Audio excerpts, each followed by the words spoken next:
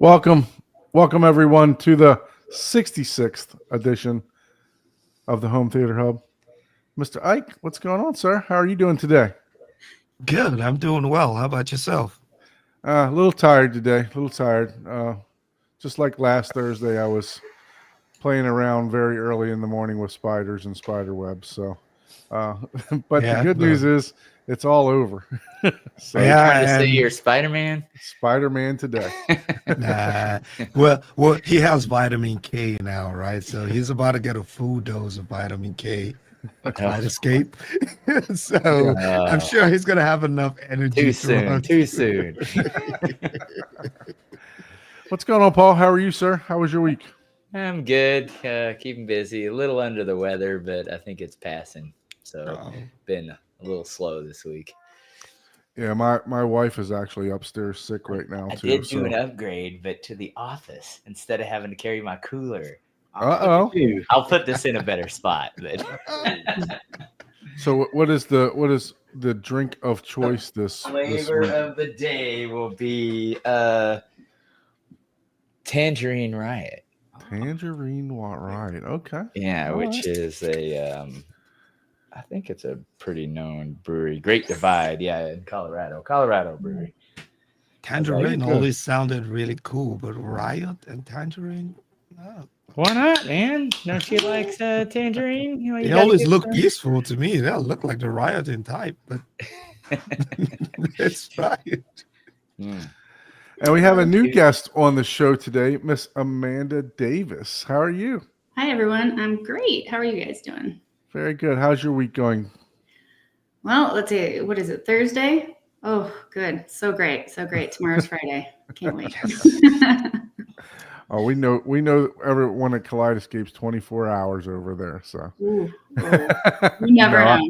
I'm just joking. No. So Mike, welcome back to the show, sir. Thanks for having me back. Appreciate Sorry, you joining. Sorry I missed you guys last week. It was a crazy week in North Carolina with snow and everything, and had to work some extra hours, stay late last Thursday because it was short-staffed and people couldn't make it into work because all the snow we had around here. So you're still getting that. Oh man. Yeah, it was -10 last week and it was 60 something in the middle of this week. So yeah, we had 75 today. So quite the stark difference from last week. It was like Welcome not even to the flu season. Yeah. Yep. Not full blown flu, but yeah, I got some sort of little something. So I'm like, oh man, already. You're not gonna miss the stream this week with Kaleidescape being on. So it's like my favorite thing ever. So Speaking of Kaleidescape, Mr. C Big has the Kaleidescape also. He's got the Strato C and a Terra server, not the Prime Terra server, but one of the other Terra servers that came out when the Strato C came out. So I actually helped them out with that purchase a little while back. So all right. So we're going to go ahead and get into it. Let's give a quick shout out to the chat real quick. I know before we jump to that, Michael, Rob, C-Big, LBMW, that name is always interesting to me. Rich, all the way from Jamaica. Thank you all for joining us tonight. And we're looking forward to having a great show. And if you're watching, put a comment in the chat so we know that you're joining us. And absolutely, yeah. If you have any questions, please feel free to shoot them in the chat too. Yep. So any updates to the theater or any movie watching this week, Ike?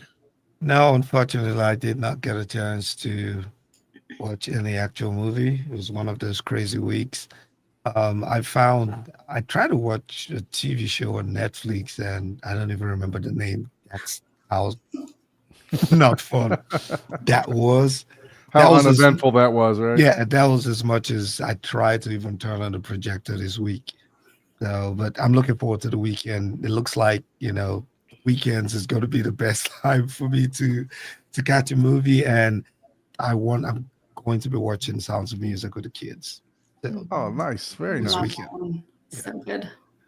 How about you, Paul? Any movies that you were able No, to this partake is in? a week I did not watch anything at all this week. I've been under the weather, and nothing was going to hold my attention more than like 5 minutes.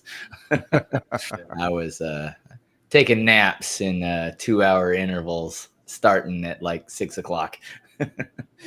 So End of the month for me, with as every end of the month is just chaotic for me. So trying to close the month out, not much to watch.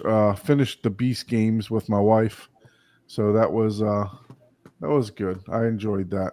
I can't believe how much money that guy spent on that show, man. I mean, he spent hundreds of millions of dollars on that show. I think he lost money too, but it was a good show. So if you haven't watched it, make sure you go to what is it, Prime, and watch that. It's on Amazon Prime. Yeah. So what about you, Mike? You might be the only saving grace here for a movie watch. I know you watch movies. Always count on me for that, I guess. So minor upgrade, I guess, to the theater, if you want to call it an upgrade. But I did directly run my Kaleidescape video from the player directly to the television instead of running it through my receiver. About a year ago, I guess I had some lagging issues that was caused by my receiver. So I figured it's kind of been on my list of things to do, but just didn't want to get behind everything and reroute. So I did that and got the audio only going to the receiver. So that was a little minor change in the home theater. Movies, I watched a whole bunch of those. Oh my goodness, he's got a list. Probably the last person in the world to watch the Shawshank Redemption, but I finally watched that. That was wow. Oh, that's a great movie. Like so good. Yeah. I bought it on 4K disc like probably a year ago, and I probably got halfway through it and something happened and I got distracted and didn't watch it. So I downloaded it on Kaleidescape and watched it all the way through. I added a couple 4Ks to my collection. Ooh, Steelbook too. I got the 4Ks. Which ones? Hey, what did you show? Kill Bill. Oh, nice. Yeah. So I had to add it. I saw it and I went back and then it was gone. I was like, oh shit. I was like, okay, next time I see that, I'm gonna have to get it because it's gonna be one of those ones that's gonna that is a selling point for the Kaleidescape right there. Yes. The digital store is never gonna run out. Yeah. I told you he was going to get some vitamin K. Oh, yeah. Let him have it, man. Let him have it. So I also watched War of the Worlds with Tom Cruise. That was a good one. Kind of old school. Yeah, that was good. Tom Spielberg. Cruise one, because the original's in 4K now, which came out a while ago. Several years ago, I guess, but that was pretty good. The Brutalist just came out on Kaleidescape. Did you watch that? Yeah, that was. I downloaded it. Don't spoil it. I don't want to hear it. Yeah, that was interesting. That was definitely kind of not what I expected, but okay. The Companion, I watched that. Sounds brutal. Yeah, it was. The 3-hour runtime is brutal for sure. A Complete Unknown I watched the other day. That came out this week. That was really good. That was the Dylan remake, right? Yeah. Dylan remake. Very good. Yeah, biopic. Yeah. I watched that this week too. It was really good. That was great. I was very impressed. Very good by Timothée Chalamet acting in that. Like, I could see why he's up for Academy Award for Best Actor for that movie for sure. And then I watched Brightburn, which was a Shane Lee request or shout out, I guess, for one of the best like home theater experiences, I guess, because I had never heard of it, and he was mentioning it. Is that the one where the kids, the kids' eyes? Yeah, that's the evil Superman, alter universe type of thing. Superman, basically. Very good home theater experience for that for sure, with the super low bass and really good surrounds in that movie. So it was. I've got that one and I haven't seen it yet. I'm gonna have to check that out too. Because I thought it was a horror movie, and I don't do horror movies. Yeah, I don't do horror. So I was like, it's listed, I believe, as a horror movie, kind of. But horror sci-fi, right? Yeah, it's more sci-fi. Yeah. Like Quiet Place to me is not a horror movie. Yeah, there's some jump scares in Quiet Place. Yeah, I don't mind jump scares. I just don't like the There was definitely a jump scare at the beginning Yeah. of Brightburn. I, was like, I oh know my what goodness. you did last summer is more scary than A Quiet Yeah. Place. yeah. Exactly. I don't know if Mike would like Brightburn. I don't know about that. Let me Scary. play the second one. I'll Scary. play you the second one, and you tell me the second Quiet Place. I'm not going to tell you what scene I'm going to play, but you'll jump out of your seat. I guarantee you that. Oh yeah. So- I did forget. I did watch Nosferatu. oh, you did yeah. watch that? Yes. What did you think of that? The movie was great, but the ending, no, bro, I can't. That was just no. I could have done without that. Yeah. Don't you hate that when a movie does so well up until like the ending or a show? Yeah, to me, Yeah. I was just like, oh, come on, really? How did you like it in home theater? Though? Is that a good home theater experience for you? Well, I watched it streaming, Okay. and so I didn't get the good audio. So, Okay. because I like to do that because I'm not gonna just buy a movie for audio unless it's like, the top one of all time. Then yes, I might do that. But I like to, if I like the movie, I'll get the movie. You know what I'm saying? Yeah. Or if I know I'm gonna like it because I'm a fanboy, regardless, yes, I'll go ahead and buy it. Like I didn't watch the second Into the Spider-Verse or Across the Spider-Verse. I knew, I don't even care if it's bad. I want it in my collection regardless. You know what I mean? But yeah, the Nosferatu, I'm like, let me watch it first and see. And I'm like, nope, I'm not gonna add that one. Yeah, I mean, you might. They- I can like the audio, but at least I gotta like the movie, right? I'm going to get another jab in. The good news is that on Kaleidescape, you can rent the movie before you purchase. Yes. You can. So That is true. That is true. Intravenous shot of vitamin K. I So streamed it. let's go ahead and introduce Amanda because I'm let's learning do about that. all this stuff. And let Amanda tell us a little bit about herself and then if she did partake in any movies this week. Yeah, well, I mean, I feel like Michael kind of stole mine, but that's okay. Sorry. I forgive you. He does have I a had long like list. 10. I'm like, oh great, I have one movie. Woohoo. No, it's all good. Yeah, so for those of you who don't know me, who is probably most of you, because this is my first time on this show, I'm Amanda Davis. I'm Director of Marketing and Sales Enablement at Kaleidescape, and I've been at Kaleidescape for almost 18 years. Oh, Next wow. month, May. Little anniversary there. Wow. Yeah, it's crazy. Well, congratulations on that. Congratulations. Yeah. It's been a fun ride. I mean, I love Kaleidescape and I love working at Kaleidescape, so that's good. So how I kind of got to Kaleidescape, I was a film studies major, so like all of you guys, love watching movies, it's kind of like my hobby, passion type of thing. And then eventually went to film school upon a job posting that had to do with movies and writing the little movie synopsis blurbs like that you see on the screen, right? The little sentences, and working within the movie guide and doing the cover art and metadata and all the stuff for the database that powers all of the, content on there. And then over the years, kind of evolved through the company, worked with the movie store marketing team for a long time, and then just kind of evolved into the corporate marketing. So that's sort of my little journey within Kaleidescape. And it's like, I've never heard anybody say vitamin K. Like, what? That's amazing. I love that. So great. Use that now. I think that was we keep it fun around here. I think that was new for Yeah, that was new for even me. I don't know how I came up with it, but I guess he talked about being tired. So, when you're tired, you go to the hospital, you get a vitamin shot, B shot, or something. So. For sure. So, what was your movie that you were able to partake in this week? Yeah, so the movie was a complete unknown movie. Okay. About Bob Dylan. And we were trying to, in years past, before I had kids, I used to try to watch every single Academy Award nominated movie, especially for Best Picture. Back in the day, they had 5 nominees. Now they have 10. I've probably at least watched 5 this year, so I feel proud of myself on that. But I'm not going to make it through all of them. The awards are on Sunday, and that's okay. It is what it is. But I've watched the ones I've wanted to watch, I guess. So right. Maybe I still want to watch The Brutalist. Kind of. Yeah, it was okay.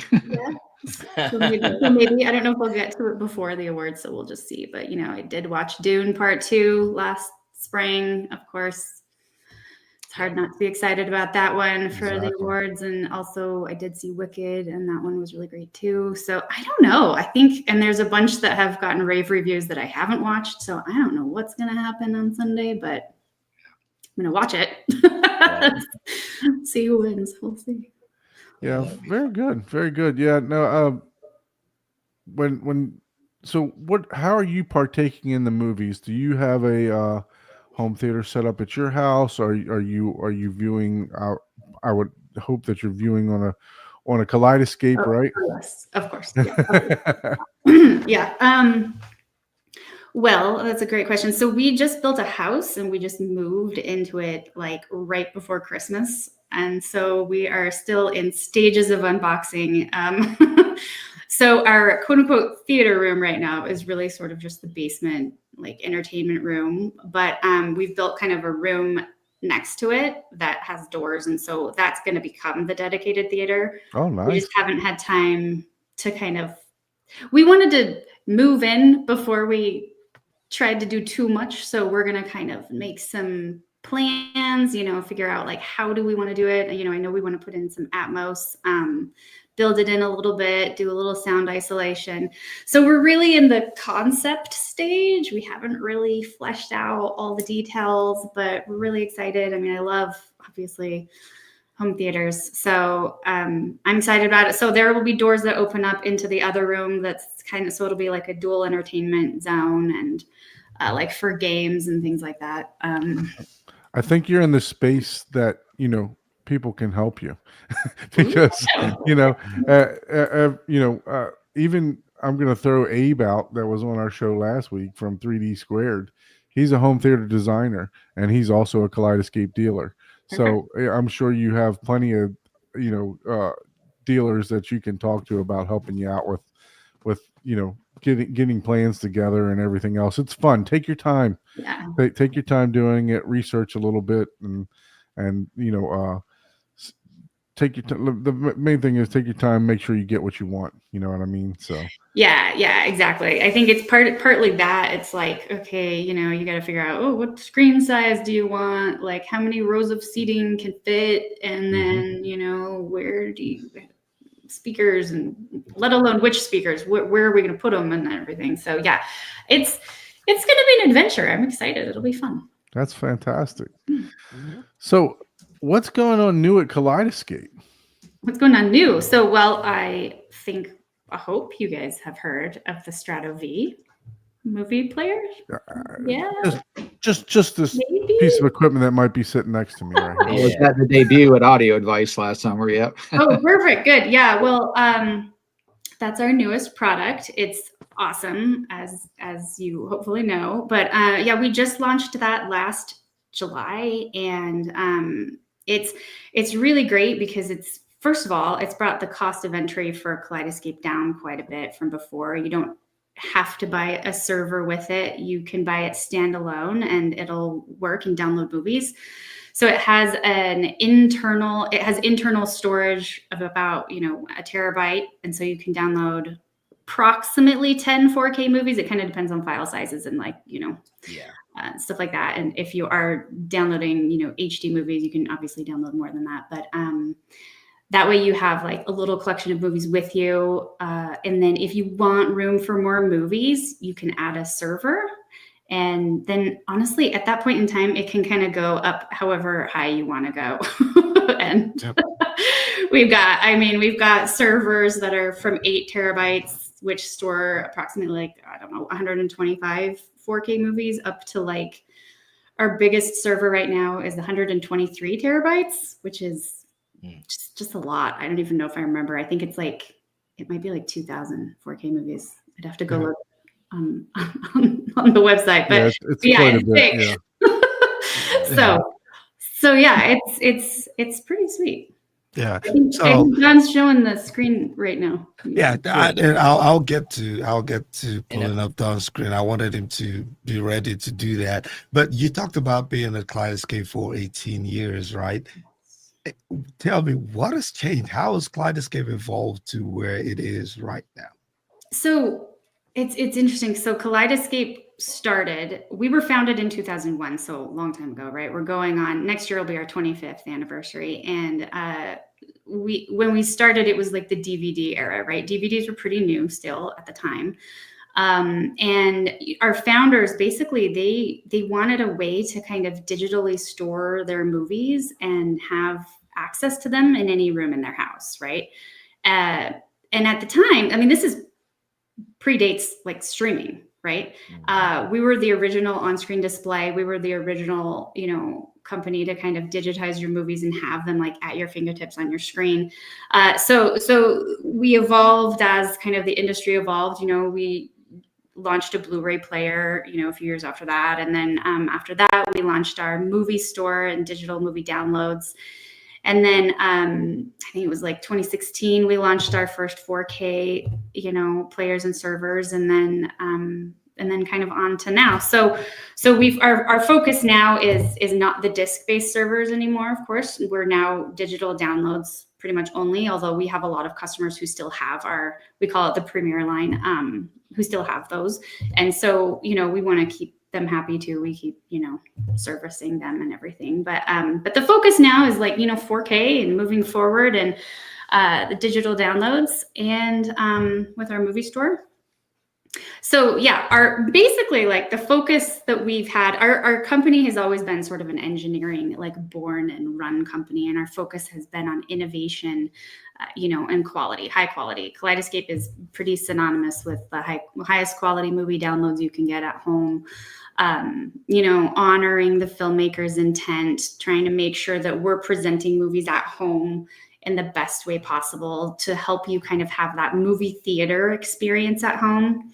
Another cool thing about Kaleidescape, other than just like high quality movie files, is that we embed automation cues into the movies themselves, where like when you press play, it can trigger the lights dimming if you have like a home automation system, right? Or if you have shades, it can like trigger the shades to go down. Chuck uses, I think, C-Big or Chuck, he uses it for his auto masking. Yeah, exactly. Like a screen, like for your projection screen, auto masking. Yep. So it does all of that cool stuff. It's like a digital projectionist, sort of like at home. Yep. So that was sort of the vision, and that's kind of our ethos, moving forward, kind of that movie theater quality experience at home. But the other thing to know is that we were also founded as like a whole home entertainment platform. Okay. And I think these days a lot of people think, I'm not building a theater, so I don't need Kaleidescape. But the thing is, you can have Kaleidescape on any like TV in your house too. I mean, a lot of people start with their theater room, or what you would like call a theater room. Some people don't actually have a dedicated, room, but like a living room where they call it their theater type of thing. And then you can add players, there you go, throughout your house. And then you actually just have access to your whole library on any of those TVs. And anyway, it's really cool. Mm-hmm. Yeah, I like the fact that, for your older customers that are in that Premier line, you haven't just left them behind, right? You haven't just phased them out and said, okay, it's time for you to upgrade. When you have other companies like certain AVR companies, every single year they're, it's this, and then it moves to this, and then it moves to that. So I really like the fact that, you guys incorporate, I mean, even some of the disc carousels that you have, and, the disc, I guess they're called the disc vaults, right? So that can hold multiple, it's like your old CD changers, right? But for movies. Yeah. And I mean, I think those vaults hold like almost 100 movies, correct? I think so. Honestly, I don't remember for sure, but it sounds right. I would say at least 100, because they had 100 one, and I think they had a 300 one at one time. It might, Kaleidescape might not I had it, but as far as the engineering of those devices, they had a 50, 100, and then a 300 disc carousel mechanism produced. I don't know who manufactured it. Yeah, and like I said, I mean, they all still work. They still all integrate with the newer systems, which is fantastic. So I I love the fact that you guys, just didn't say, okay, if you have this system, it's, time for you to upgrade, Yeah, well, exactly. And we have like an upgrade program too for Premier customers if they're interested in either just adding on, a Stratoterra system to their Premier system. We have a way of doing that with a CoStar, and it kind of pairs the two together in each viewing zone. And then, or if you want to just flat out be like, okay, I'm kind of done with the Premiere, let me just sort of upgrade. But what do I do with all my movies? What do I do with all my discs? I can't, import them into the Stratoterra. So we have a disc to digital program that for our Premiere customers, we have a really good program to help them transition. So I don't know if anyone out there is actually a Premiere customer, but if you are, you can email upgrades@kaleidescape.com for, if you're curious about upgrading or just adding on to your system. Yeah. So, yeah. And I mean, I'm honestly, I'm also a Premiere customer. I mean, I work at Kaleidescape, so it's, but I love both. I love the Premiere line and I love the Stratoterra line. They're both great. And I also have the CoStar, so I'm able to watch both on the same TV. And yeah. So with the Stratus V being the newest, kid on the block, what was the biggest driver behind the Stratus V? The biggest drive, like the innovation behind the Stratus V? A couple of things actually. So I will say V stands for vision. So a lot of people over, I don't know however long, we're asking for Dolby Vision, right? And our previous player, which we still have, the Strato C, doesn't have Dolby Vision. And so we were like, we should probably get Dolby Vision going on, right? People want that. Let's give them the Dolby Vision. So that was one thing. The other thing that we took into consideration too was, people wanted more of an entry level kind of product, and Strato V sort of fills that niche as well because it, since you're able to use it standalone, you can buy just the V before you decide if you want to get a Terra, right? And some people are just happy with it by itself. Great. Yeah. But if you want to unlock kind of the traditional Kaleidescape experience with the, covers view and different things like that, then you can, or have more movies like available instantly at your fingertips, because again, like I said, you can't download like your whole movie collection to the V. And then get a Terra, right? And so you can kind of, and then go up from there. It's kind of an investment that can grow with you however big you want to go, So those were a couple of things, but part of it too in the standalone feature is that, previous to the V, we had like the Strato S and the original Strato, which I have.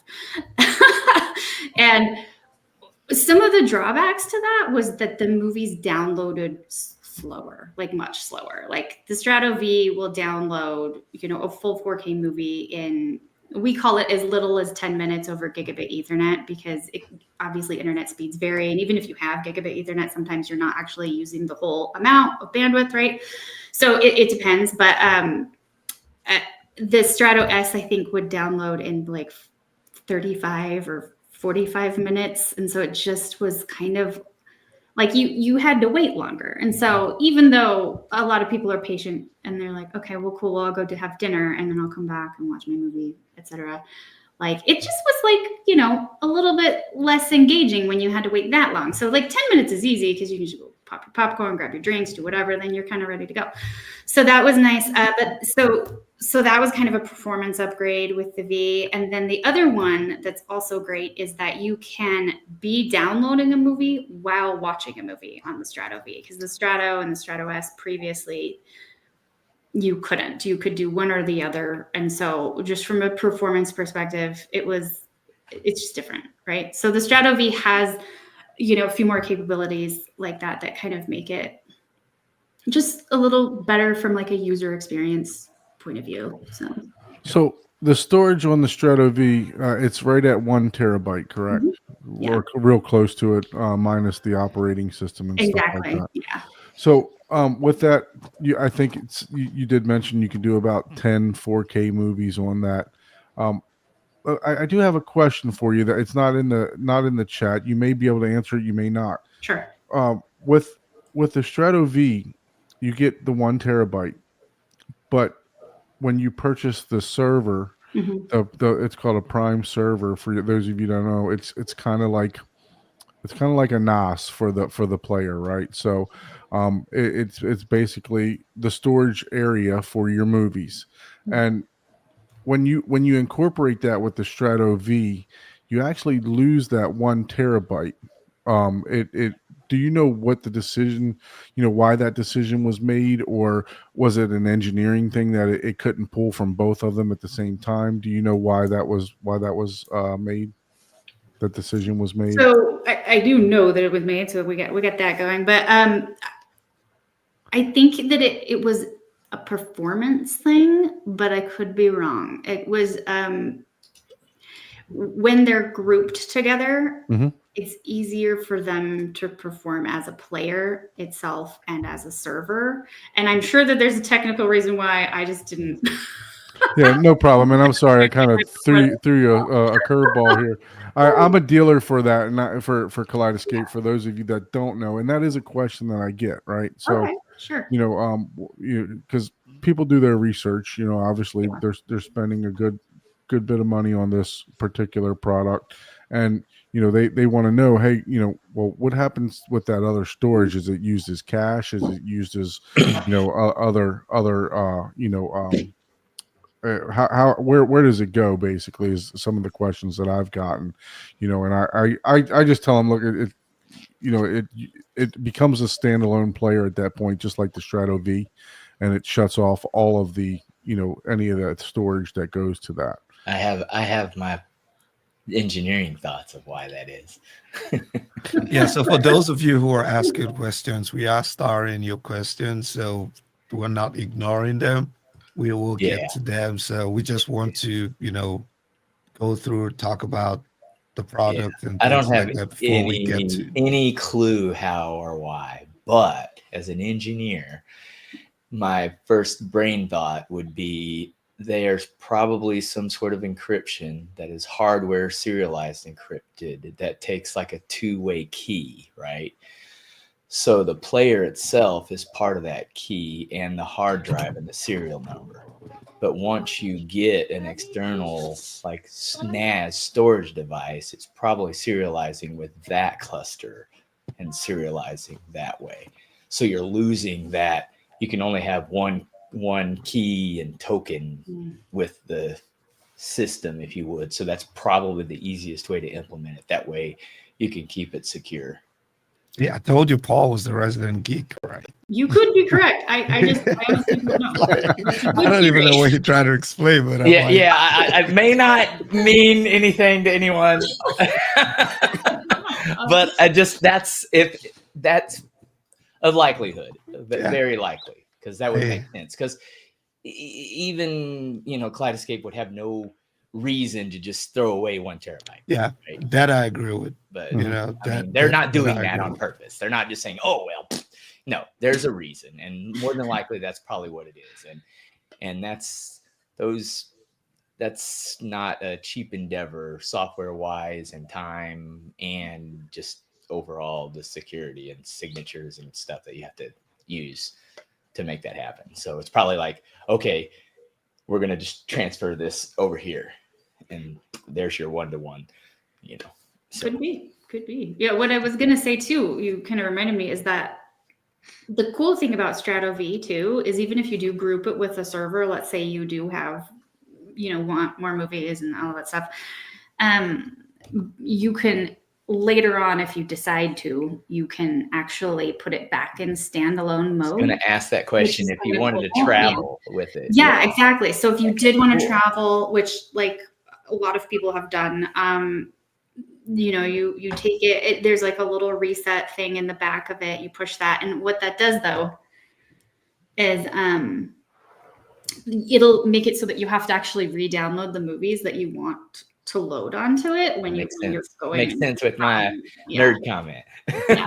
It's like, oh, you got to re-establish that. Yeah. But it's great though if you have like, I don't know, maybe, a motorhome and you wanted to take it on the go, or a family cabin and you haven't purchased a second system for your cabin, you just want to take it up there with you, Hey, Or look, or take to a sub. Matt took his on a cruise. Yeah. He traveled with a Stratus V and took it on a cruise. So wow, There you go. Or you take it to a home theater crawl to show off all your demo material. Oh yeah, that's true. But let me jump on this question real quick because that's a question I wanted to ask. Also, was Cal is talking about the interface, the software. The interface is one of the things that I actually like the most about the Kaleidescape. At least even the version that I had for review. I was going to ask, what was the reasoning behind? How did you guys come up with that particular design? But now we also have a follow-up question. Are there any plans for some sort of update to that interface? I don't know why you want to, but yeah. Well, that's so funny because it's a great question. Thanks, Carl. That's a great question. But then also like how was it designed? So I'll try to go kind of chronological there. So I'm also going to talk about what is Kaleidescape because people are like, what is that? Kaleidoscope, what? K-scape, So behind me, you see this is kind of our classic, we call it our covers view on screen display. So you see how there's like just a bunch of covers. And then when you're actually, engaging with the system and you can flip from cover to cover and then the whole thing swirls around and it resets and different movies that are related to the movie in the middle kind of come into view. So like maybe movies that are by the same director, have similar cast or similar genres and things like that. It's just kind of algorithmic. So it does this kind of swirly thing. It's really pretty. They're all the movies that you own. And so Kaleidescape is sort of like evocative of a kaleidoscope, which is what a lot of people actually name us as, right? But what do movies do for you? You escape. They provide escapism. They're entertaining. You can get away from your everyday life, your thoughts, your whatever it is, right? Your work day. And so for the founders kind of came up with Kaleidescape because it was just this kind of whimsical, wonderful way to just kind of show your movies, putting, like I said earlier, we created the kind of the original on-screen display. It predates any streaming services. It predates Netflix streaming. Netflix at the time we were founded was just mailing discs, right? So so it was really unique and innovative, and a lot of people still love it. There are a couple of other interfaces or other menus, I should say, that are different than this classic covers, kind of cover shuffle swirl, and like one of them is the list view where you go down and you can see the different titles like alphabetically, or you can search by director or things like that. But then, and then there's the collections view where you can see different collections that you may have created for yourselves or yourself. And then in the new Strato V, though, we actually did create a new interface. Now this, maybe Don had it up a little bit ago. So yeah, I'm sharing that now. So, oh, perfect.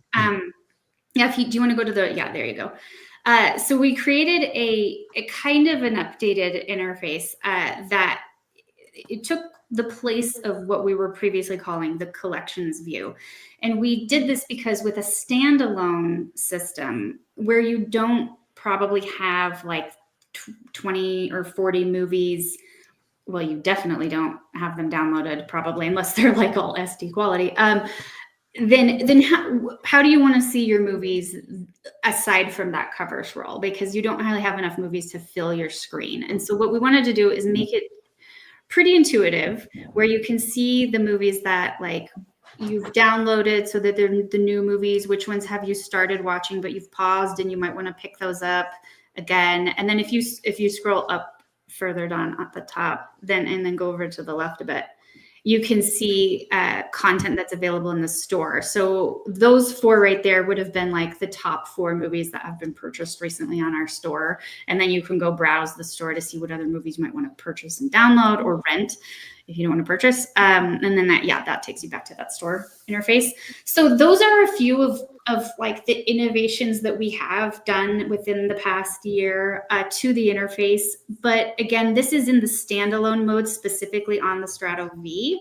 So it's not, if you have a Strato C or other Strato going back, right now you probably just still have that classic interface. So, the other thing I'll mention is that we do make software updates. We try to do them about quarterly, or at least 3 to 4 times a year. And usually in those updates, we have some sort of, update with the interface. Sometimes they're really small and you may not notice them, but sometimes they're bigger. So, my guess is that little tweaks here and there are going to kind of continue to keep coming. In terms of like some sort of earth-shattering interface, I'm not quite sure if there's a plan for that anytime soon, but we are listening, to feedback too. So, anytime any of you guys who are Kaleidescape customers out there who have some feedback, we've got an owner's forum. Well, it's not actually, we don't own the owner's forum, but there is an owner's forum that we pay attention to pretty frequently. And then there's also, I think, a product feedback email alias that you can email us, product-feedback@kaleidescape.com. If you have, things that you're kind of interested in seeing some changes on. And I know that, You guys hear a bunch about the movies that aren't currently downloaded kind of being on the movie wall as well. That would be something that would be, to me, the movies currently being downloaded. Yeah. So on this, like that are not downloaded currently, that are like, that you've purchased but are not downloaded, because I could only have like 200, but I own like 600 movies kind of thing. And if they were like just on the wall, but maybe grayed out or something, or maybe had like a little icon that it wasn't downloaded kind of thing currently, that you can actually see all of your movies on your wall. Right, like yours and the ones you haven't downloaded. I know that would be really cool. That would or you could filter it, right? Like movies and then owned, and would show all of them. Yeah. And I saw there was an update on the app where you could pull up all of my movies, and then you could just pull up just the ones that are downloaded. That would be super cool if you could have that on the wall as well. On the display. Yeah. That would be pretty neat. So as we were talking about, if you purchase a movie that, these are all the movies that I own, right? This particular movie right here is not downloaded to my system, so it's actually in the cloud. Let's make sure I'm on the right page here. Yeah, so view all my movies. So you were speaking of what movies, like this movie right here, it's not downloaded to my system. And yours is showing? It's showing it, yes. So it's already that's on the internet though, correct? Not on your No, this is actually the player itself. The Strato V. That's the Strato V interface. Yeah. Okay. Mm-hmm. Gotcha. So it's showing all my movies that I own. That's cool. And how do you know if it's, well, obviously, there's not that many downloaded. Correct. So what is downloaded on my Strato V currently? Let me go to this. Oh, cool. Okay. So these are ready to play. Oh, okay. So it has a movie store. So yeah, okay. So it has a movie store internet browser built in. So okay, well that's cool. So that's the same thing. I mean, in a way. So these are what I have downloaded. I actually just purchased Heretic today, and one thing that I wanted to show is I'm going to share my screen here. Share another screen, I should say. Let's go to history. Is that right? Yeah. All right. So you can see today at 6:22 a.m. I was driving from one location to another location, and I said, you know what? I'm listening to Brightside Home Theater, and Steve said Heretic from Brightside was a very good movie. And I'm like, okay, I need to purchase this movie because of what Steve from Brightside is telling me. Well, it downloaded and completed that movie. I have a 5 gig up and down internet. So it downloaded that movie in 11 minutes. Full 4K Dolby Vision download in 11 minutes. So full disclaimer, right? You pulled into a gas station and Yeah. then downloaded it. You didn't do that while driving. Not on your phone while driving. Well, Yeah. in Florida, it is not illegal to use your phone. I'm Other just- states, it is. Well, that's not what you did. told Alexa Regardless to of do it. what the law is in Florida, that's not what you did. You pulled over to the gas station, you downloaded it. Can we agree Sure. on that? Yeah, we'll agree on that. But yeah, no. And then it's literally for me, the way I have it set up on my phone, it's literally a fingerprint.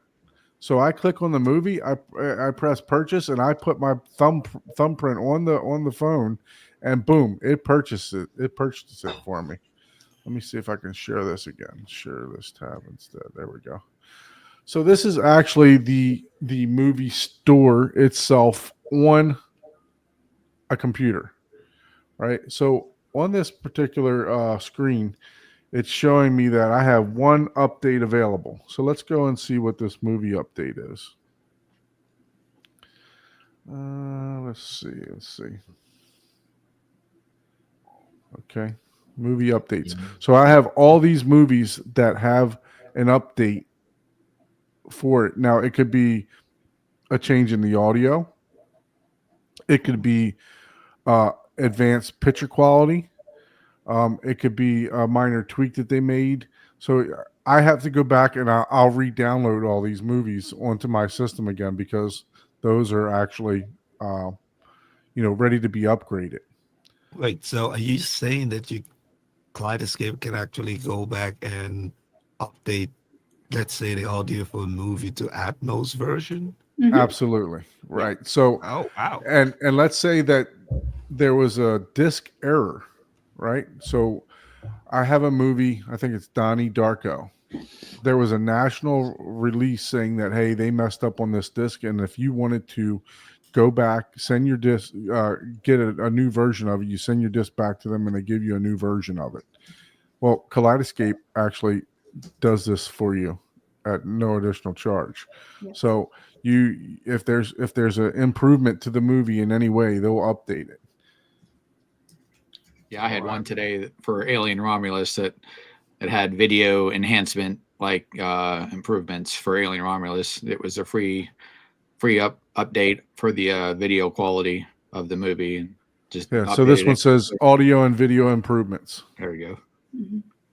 Oh, nice. So let's jump into another question for Amanda because I know we have a couple and we don't have all the time. This is one question, right? Which I'm sure Amanda must have come across a couple of times, right? So you have a lot of home theater enthusiasts who already have 4K collections, of their movies and things like that, and may have considered, getting a Kaleidescape. But like John, the idea of, having to rebuild home theater movie collection. Mhm. What is Kaleidescape's solution? I know you have some type of solution for that, but Yeah. what would you tell John and folks out there that already have 3,000 4K discs sitting on the shelf and, would love the idea of a Kaleidescape, but don't want to buy 3,000 movies all repurchase over? everything. Yeah, totally. Yeah. So I did previously mention we have a disc to digital program, and this applies even for new customers. Like you don't have to be a Premier customer to participate in disc to digital. So essentially, how it works is that we have kind of agreements with a bunch of the studios where they provide kind of like a reduced price for disc to digital purposes. So if we can confirm that you own the movie, and that's done by basically cataloging your discs. So we and there's a Kaleidescape support article about disc to digital. So if you want more information, you can kind of look that up on our support side. But essentially, we have some externally powered Blu-ray disc drives that you can plug into the back of your Strato player, and that will you put the discs in one at a time to catalog them. And what that does is that recognizes the hash on the disc and it confirms that you own the disc. And then that goes into your movie store account saying that you have this movie. You can now opt to basically get the digital version. So usually you can get either the SD quality or the HD quality or the 4K quality. So let's say you either owned it on DVD, you could just upgrade it to the 4K quality version if you wanted to and get that disc to digital reduction in price. So it's not free, but it's definitely a reduced cost to digitize your movie library across like the whole library. There are a couple of studios who don't participate in it. And for those movies, you wait for sales to happen in the movie store. We have sales basically all the time. So there's a lot of titles that just go on sale. Oh yeah, we hear Don talk about that all the time. But the point is that we want to make it easier for you to convert to digital. And so we don't want you to have to pay full price for your whole collection. So across the whole collection, especially if you actually have thousands of movies, we're going to definitely save a chunk of money. There is one caveat though, because I did see that you said 4K discs. We don't currently recognize 4K discs for ownership, but if it's one of those box sets that came with a Blu-ray disc, you would put the Blu-ray disc in for recognition, and then you could digitize it to the 4K version that way. We just don't actually, our database doesn't recognize 4K Blu-ray discs. Do you know what the limitation on that is? Why? Because I mean, when you actually when you back up your disc, for that you own, if you back it up yourself, it scrubs the disc, I think, the same way for a Blu-ray as it does for a 4K. But that's a firmware hack. So there's I don't know about the scrubbing, but I do know why. And part of it is because our database, we have processed Blu-ray discs into our database, and the hash code that's imprinted in the disc, we can confirm it. Okay. We don't, when we launched our 4K products, it was all on the store. So it was not, we didn't build a 4K disc library because all of our 4K Kaleidescape files are sourced from mezzanine files from the studios. So we don't actually have those hash codes on the actual 4K discs in our database to correspond the purchase. I know that's getting into the weeds. Why? And so for us to start going out and buying all of the 4K discs just so that we can recognize them, it doesn't really make sense to do that. But like I said, again, a lot of the times it'll come in a combo pack. So if you have the other version, if you have the Blu-ray version, the regular Blu-ray version, not the 4K version, then just use that one instead of the 4K Blu-ray disc. So and I was doing, kind of annoying, but it's just the way that our store has been built.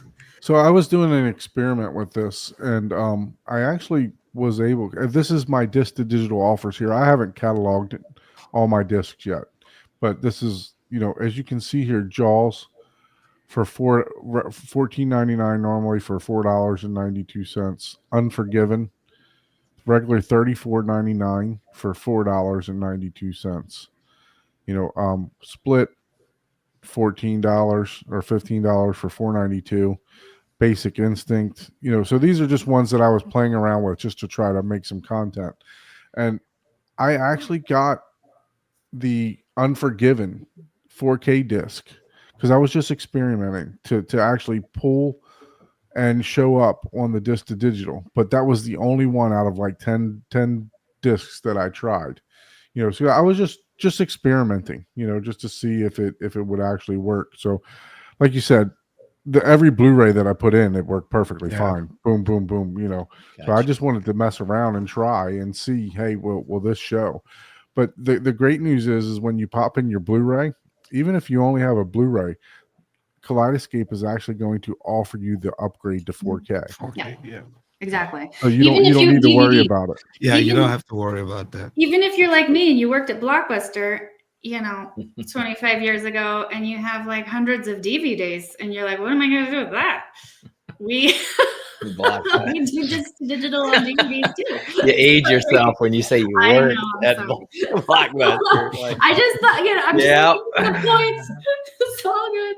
VHS was the source of rental when I went to Blockbuster.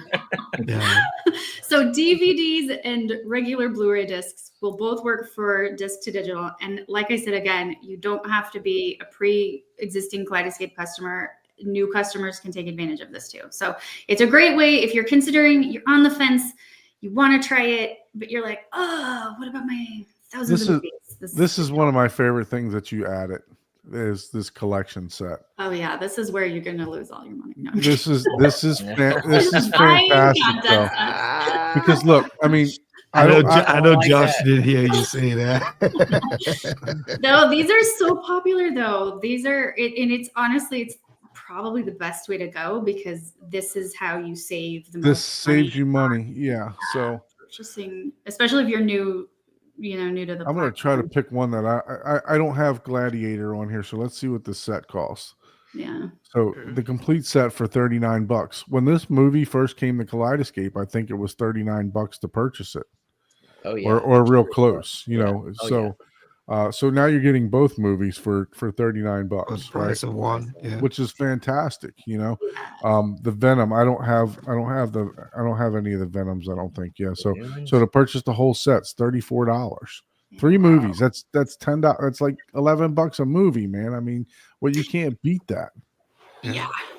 Yeah. You know, the Dune collection. I have both of these, so it's just going to tell me to download. So I'm not going to be able to show you what the price. And I am going to say, I'm going to add to this. Like you see right there, the Dune pricing and some of those other prices. There's a strike through. So periodically, even the content sets, which are already sort of discounted way to buy the movies, will go on sale. So like it's a discount upon the bundle price, which the bundle price is lower than the individual title price. $25, but now So $19 on the and I think that this sale, well, actually tomorrow's the end of the month, so I was gonna say I think it's through the end of the month, but maybe that's hurry now. Buy your Kaleidescape right now and buy it right now. You got until And tomorrow. Don will drive it to you. You know, in I'm not gonna lie. When I bought my Kaleidescape, Brett kind of helped me do this, right? So he there was a content sale, one of your first content sales on all of the Marvel movies. So I got like all of the Marvel movies for like $200 that you had to offer, except for the Spider-Mans, you know, because they were a different studio. Yeah. But I literally that's where I got all of my movies. So once I was able to have my account created and I had my player, I was able to lock that in and get that done. So that was fantastic. Yeah, so I have one more. I have another question because there's a couple more, but I know we got a time check also. The Middle East, there's a Kaleidescape. What are some of the geographies that you can get a Kaleidescape? Ooh, yeah, that's a good question. So not the Middle East unless you have a yacht. We do have a marine. We do have Kaleidescape for marine. So if you have a yacht, then you can contact us for that. But our territories currently are U.S. obviously, Canada, and the UK. Okay. So those are the 3 territories where you can get the Stratoterra. I mean, previously, like I said, back in the Premiere era, we did sell in more countries. So we have some, older legacy customers that are in other territories, but currently those are our store territories. And because our Stratoterra products are download from the store, we only sell the product in the countries where we have a movie store and movie store licenses. So those are and then marine, like I said. So marine is yachts. So all you out there with your yachts, just let us know. Yeah, I can't help you out with that one. It's against my selling. Can I have my dinghy be a No, that I don't know. You would have to contact our. I mean, I can register it as a your inflatable boat. But okay, so let's go to this question, Amanda. It wouldn't be the home theater hub if we don't talk about this, right? I think one of the biggest pushbacks that people tend to have when you talk about the Kaleidescape is pricing, right? And it's I think that's one of the questions you probably get to answer a lot of time is pricing and hardware and the drives and the storage, and I know Kaleidescape gets a lot of this feedback, right? So what is Kaleidescape's goal or vision when it comes to the pricing? I know that the V, was also kind of helps to mitigate some of that. But I'll let you speak about that, Yeah. about Kaleidescape, the pricing, the policy, and Yeah, why you have to Sure. price things the way they are. Yeah, let me talk about that. So first of all, I mean, I totally get it. Like and we have heard that before, you know, of course. So before the Strato V launched last summer, in order to kind of purchase into the ecosystem, you would have to buy a player and a server. So the two separate pieces of hardware, right? And I think the entry level pricing was somewhere around like 9,000 at the time. Right at $9,000. Yep. Yeah. So the Strato V coming down in price, you know, to US MSRP of 3,995 is actually like pretty great. It's like a little less than half, right? And part of the reason, as I mentioned earlier, is that, you know, we are listening to you guys out there, right? We get that. I mean, we are a premium product, of course. We have high-end R&D. We have proprietary software. We do automatic software rollouts throughout the year. Our hard drives are like enterprise class, 99.5% like reliability rating. They're the kind of stuff you see at the data centers, you know, where all of the mass data is storage. So really you are getting what you pay for, and that it's really a high quality premium product, right? So we were able to kind of make some innovations and some improvements with the Strato V in order to bring that entry cost down. So that's kind of, I guess, just what I'd say is that again, it's still a premium product. It's still kind of like an aspirational product for some people. Like, it's the type of thing where if you are passionate about movies and watching them at home and the best quality, and you've already invested a bunch of money, or you want to invest a bunch of money in a really nice sound system and a really nice screen and a really nice projector system, then the thing with the Kaleidescape is that we have the content that is going to feed the rest of your system in the best way possible. So we're the only digital movie provider with lossless audio, including like spatial audio, like Dolby Atmos, True HD, DTSX, all that stuff. And even with Strato V, we do the lossless audio decode on the player itself. So you don't even have to have like an AVR that does lossless audio decode. The player does it for you. And, you know, our video is reference quality video. And what that means is we are very minimally compressing it so that you get the most like vivid video possible, like without the buffer, like the compression artifacts from buffering, from streaming, things like that. So, that's kind of why you would want to like invest in Kaleidescape. If you are that passionate person, if you really appreciate having kind of that viewing environment, if you don't want to watch all your movies on an iPad or just kidding. You know what I mean? No, like it's about what are you passionate about? If this is your hobby and this is what you want to do, I mean, people spend 10 grand on a DSLR camera when they have an iPhone. You know what I mean? Like, this is why it's just, it's ease of use. Right? It is, because as an engineer, I'm not necessarily the prime target for Kaleidescape, but I always say, well, how many years has this person been an engineer? What you may see as trivial will take someone 6 months to figure out. And it's like, well, how much time is that? I mean, by that time, Strato V's even pretty cheap. That's the other thing I was going to mention is it's like, if you like that disc quality, but you know, you don't want to have to suffer through disc menus all the time. Oh yeah. Even the trouble of trying to find a disc nowadays. As I was just saying, I saw my thing and I was like, I'll get it up. Oh no! I mean, don't get me wrong. Like, I love discs too, but the convenience of having them all there at your fingertips is just like, it's just it's hard to go back from that, you know? Yeah. And so what I would say is it's like the quality of disc are better because we're not constrained by file size limitations like the discs are. So we're actually able to kind of, at times, depending on the movie, put more data into the Kaleidescape file that you're downloading, right? And we're giving you bigger files for some of those movies. And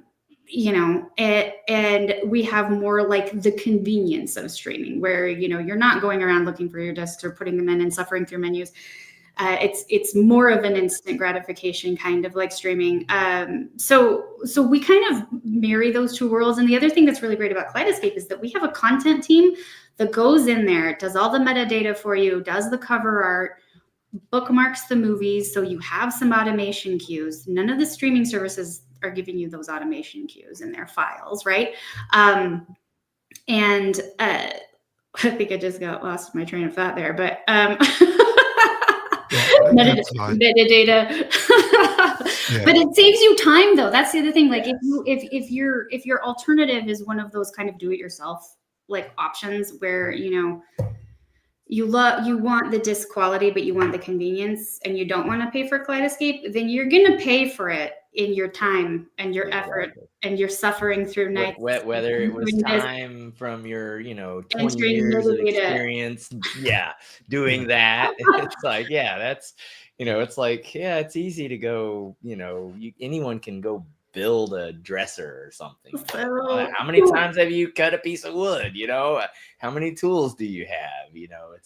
It's kind of the same. I know, right? It's like when you watch those YouTube DIY videos that just make it look so easy. Yeah, exactly. Then you go to Home Depot and you buy everything, and then you decide to remodel your bathroom, and you're like, holy. Long story short, like, I get it. It's a premium price tag for a movie player, right? I get that. Yep. Totally understand. But again, you got to think of it as an investment. You got to think of it as, is this what you care about? Is this what you're passionate about? And if it is, exactly. I think the confidence piece is a really, I think that was my biggest takeaway. It was just easy to come in and even have the kids take the remote, find a movie. If you haven't paid for it, you can search and pay or whatever, or just watch a movie seamlessly. The biggest thing for me is the reliability. I can tell you that, and I've said this multiple times, that this is the one device that just works. You're not power resetting it for it to work. Your Apple TV, you're not pulling it out, unplugging it, plugging it back in to reset it. It works every single time that I turn it on. So, and I've been, and the running joke is I've been building my theater for 3 years, but I've also used the Kaleidescape for the entire time that I've been building my theater in my living room. So I think it skipped out on a few years, but that's fine. Yeah, sure. Okay. Anyway, but it just works. And the greatest thing is when I purchased my first one used, right? So I purchased it from from someone on Facebook Marketplace, and the good thing is I called up and I said, "Hey, can you check out this player?" I gave them the serial number of the player. They said this player has never had any disc fails. It's never had any repairs.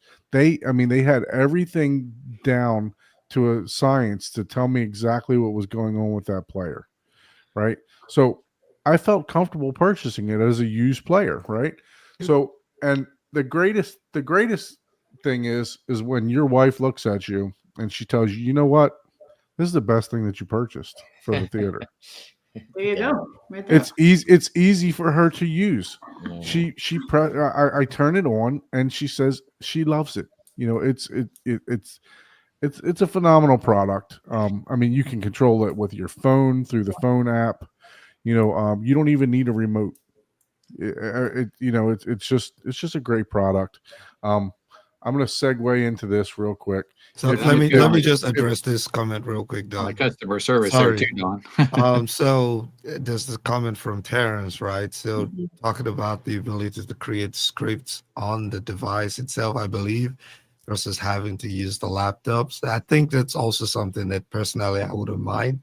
Yeah. So Kaleidescape, please take a look at that. I'm going to take note of that. Now, does that mean does that mean like movie clips, or what does that mean? So scripts are kind of like a playlist of movie scenes and songs. Yeah, that's what I was wondering. Yeah. So it's like you're building up a playlist, or you can put a cover art in there. You can build a movie night event out of it. You can play a couple scenes and then have it play a movie. I've done that a few times, So it's again unique to Kaleidescape feature, right? Even the scenes are unique to Kaleidescape. So Yeah. Yeah, but the thing is that I understand the need the use for the scripts, right? But Kaleidescape also breaks up scenes already for you, Mhm. right?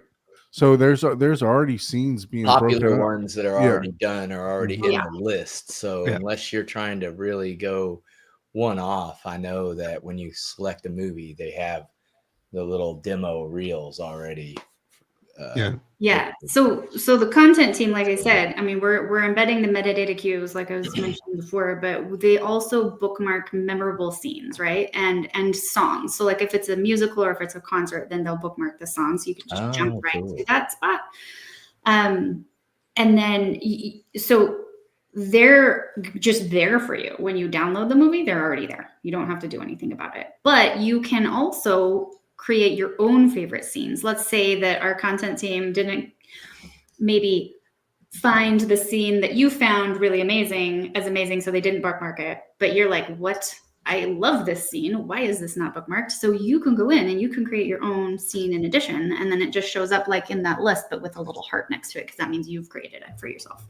So it's pretty cool. I love that. But scenes are one of my favorite things. It's so fun. So, and scripts are really cool too. So scripts is just kind of like putting together like a list of different scenes or songs in an order that kind of, what you want to do. So I'm So- showing this here. It's basically showing, the scenes that. So these chapters, when you purchase the disc, there's chapters, right? This is not the same. These do not match up with the chapters in the disc. Yeah, these are like she said, memorable moments or demo. What we call demo scenes. Demo These are the scenes, demo popular quality. scenes. Yeah, scenes. Yep. Yeah, So they're Jay, not the chapters, right? Jay is asking, do you have a showroom? You probably, do you in the So San Francisco area? I'm fairly certain, but I am going to grab the link to. We have a really great dealer locator tool on our website that you'll be able to kind of go in and put in your zip code, and so you'll know whether or not those people have like a demo available. And let me see if I can figure out how to get into the chat. They have it in Kansas City. They have it in Oh, it's San Francisco. it's being weird, so I'm not sure. But if you go onto our website and then in the drop-down menu, there's just a find a dealer link. Yeah. Maybe somebody else can drop it into the chat since I. Yeah. So we have one more question, and I know we're a little bit over the time, but there's a question here. Is there an expansion option for Stratus V? Bobby, are you asking if you can add additional the drives to it, or I'm not exactly sure what the context Yeah, of I your think the question gist is. of the question is, can you take that device and put more storage internally on it? But I think you have to buy an expansion. No. Yeah, you would have to just buy a server to go with it. And that's what I thought. And that's Yeah, and you can do that separately. You don't have to buy. You can you can actually purchase the player first, and then you can actually add on a server later on if you want to. Yep. That's right. My thoughts are is that if you don't have a big collection, you can store everything that you purchase in the cloud. You just saw that it took 11 minutes for me to download the movie, right? So if you want to rent a movie, 11 minutes, 12 minutes to download it, right? So you just plan ahead just a little bit, like we were saying earlier. I have the Strato S.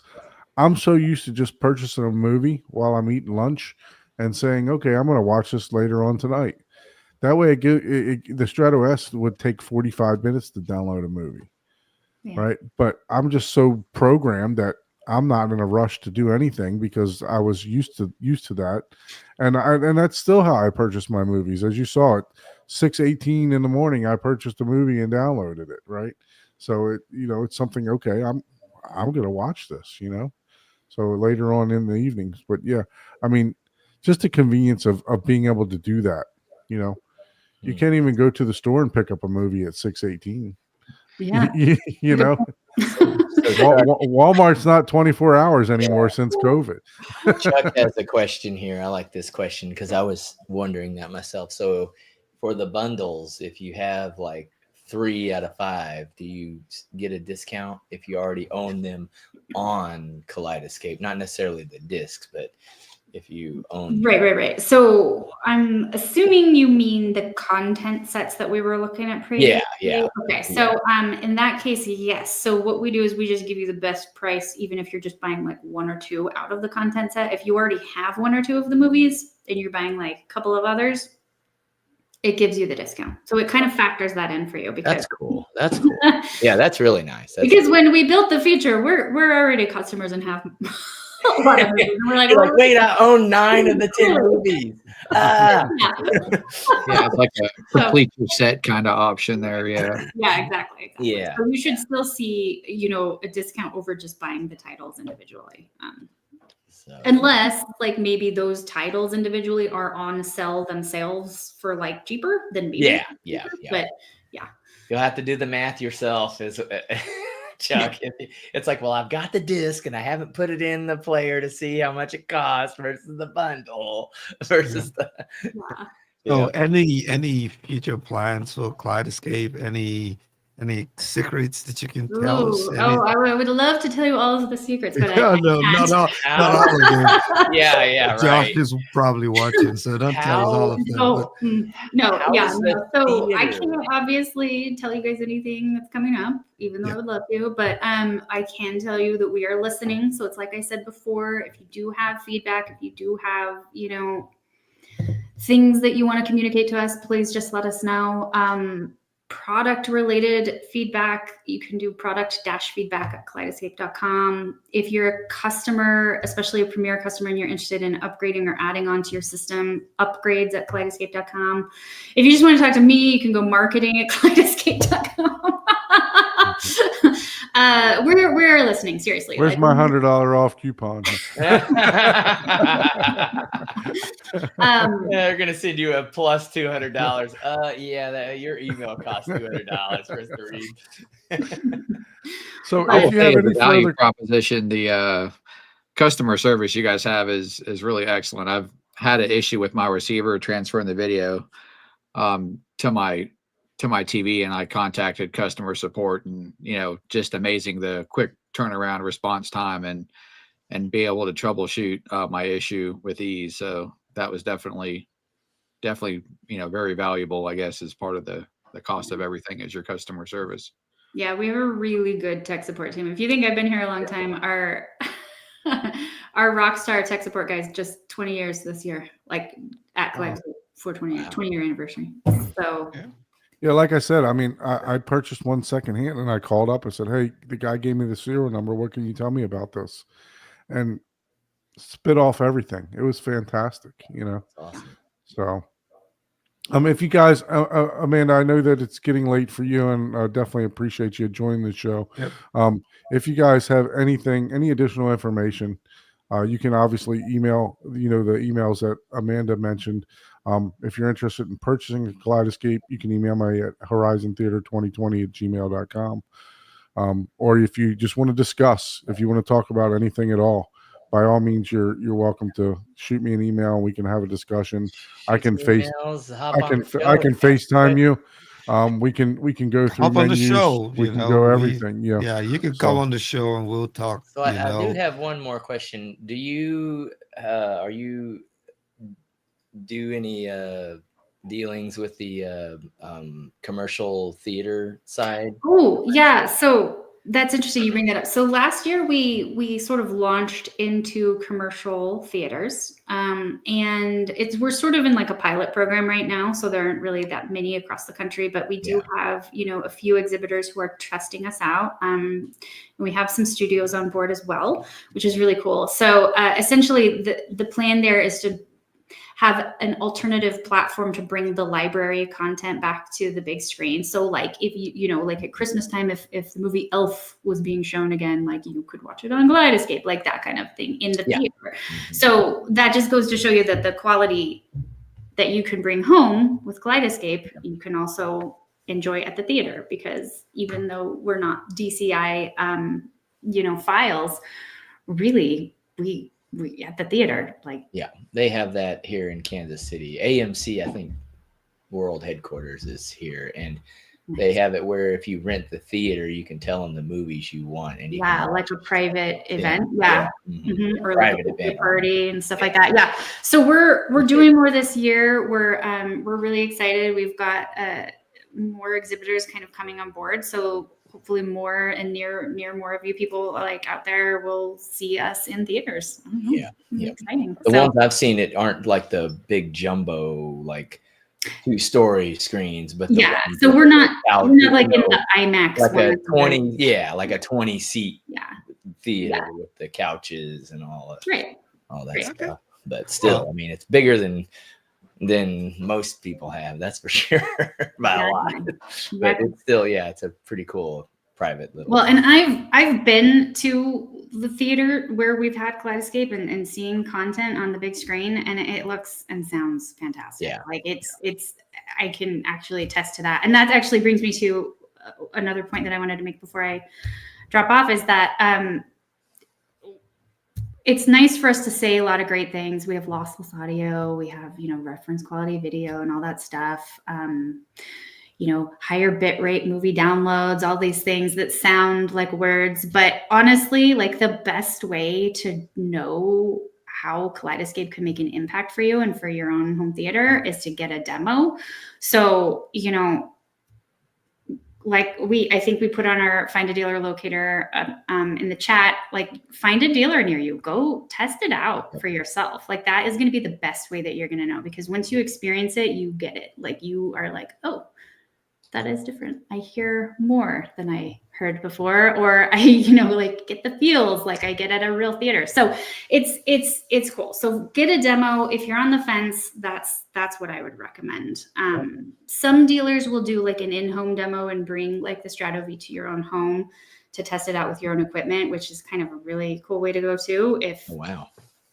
Yeah. Oh, wow. Don, I don't know if you're doing that, so I don't know, but Yeah, I mean, I have the Yeah, that's Strato pretty V. cool. I I'm didn't more know than that. willing to travel. Hey, I learned something today. That's pretty cool. That's that's pretty cool. But that's an option though, like, right? Yeah. So because the Strato V is portable, like if you're curious and you have a dealer near you, you can go to their showroom, get a demo there, but you can also say, hey, can you come and can we test it out in my theater? I'm just really curious, like, how's it going to sound against my what I normally do, so just why not, take the leap. Yep. Test it out. That's cool. That's what I'd suggest. Yeah, like I said, shoot me an email if you have any questions. If you're in the Florida or South Florida or Florida area, I'd be willing to give you a little demo or travel to your place to show you, how it works and what it's about. I have 2 portable systems, and the great thing is with these, you don't need the internet. Once the movie's already downloaded, you don't need the internet anymore. It's you just press play and that's it. Yeah. So it's great. Well, Miss Amanda, man, thank you, Amanda. It's been really great to have you on the show, and thanks. Thanks you guys. It was fun. you got to come back and give us a tour of that home when theater. that home theater is ready, we want to have you on us. Yeah. How many years away is that going to be? I don't know. Probably sooner than Don's theater, but yeah, I can we'll keep that running before Don's theater. Awesome. Well, cool. Thanks so much for having me. It was really great. So. We definitely appreciate you. Yeah. Have a fantastic evening. All right. Thanks. Yes. And thanks to Josh also. We'll definitely stay in touch. Thank you so much. All right. Bye, everyone. See you later. Bye. All right. Well, that was fantastic, man. I mean, I can't say enough about this product. You guys know that I'm very partial when it comes to this particular product. Oh yeah. Yeah. But the thing is that here's what I ask. Just like she said, don't make a judgment on a product just because of a price or whatever. Make sure you go test it out yourself, or take a demo, have a demo, sit down and see what it can do for you before passing judgment on something, right? So that's the biggest thing, right? Yes, I think the product is in that gray area, right? To where it's just a little bit out of reach for some people, but it's obtainable, right? Maybe they have to save up a couple years for it to be able to purchase the product, or they have to find a good deal like I did, right? Yeah. I mean, the Strato S, it was $6,000 brand new, and I bought mine for $3,000, Yeah. right? Well, the way I look at it is, look, I understand people and judging it on the price, right? I mean, no one's going to buy a boat for $4 million because they want to be on the water. I mean, people do all the time, but I'm just saying, like, hey, I just want to be on the water. You're average person. $4 million is like, whoa, what? $4 million? No, I'll just get this $50,000 boat or $20,000 boat. I get that, right?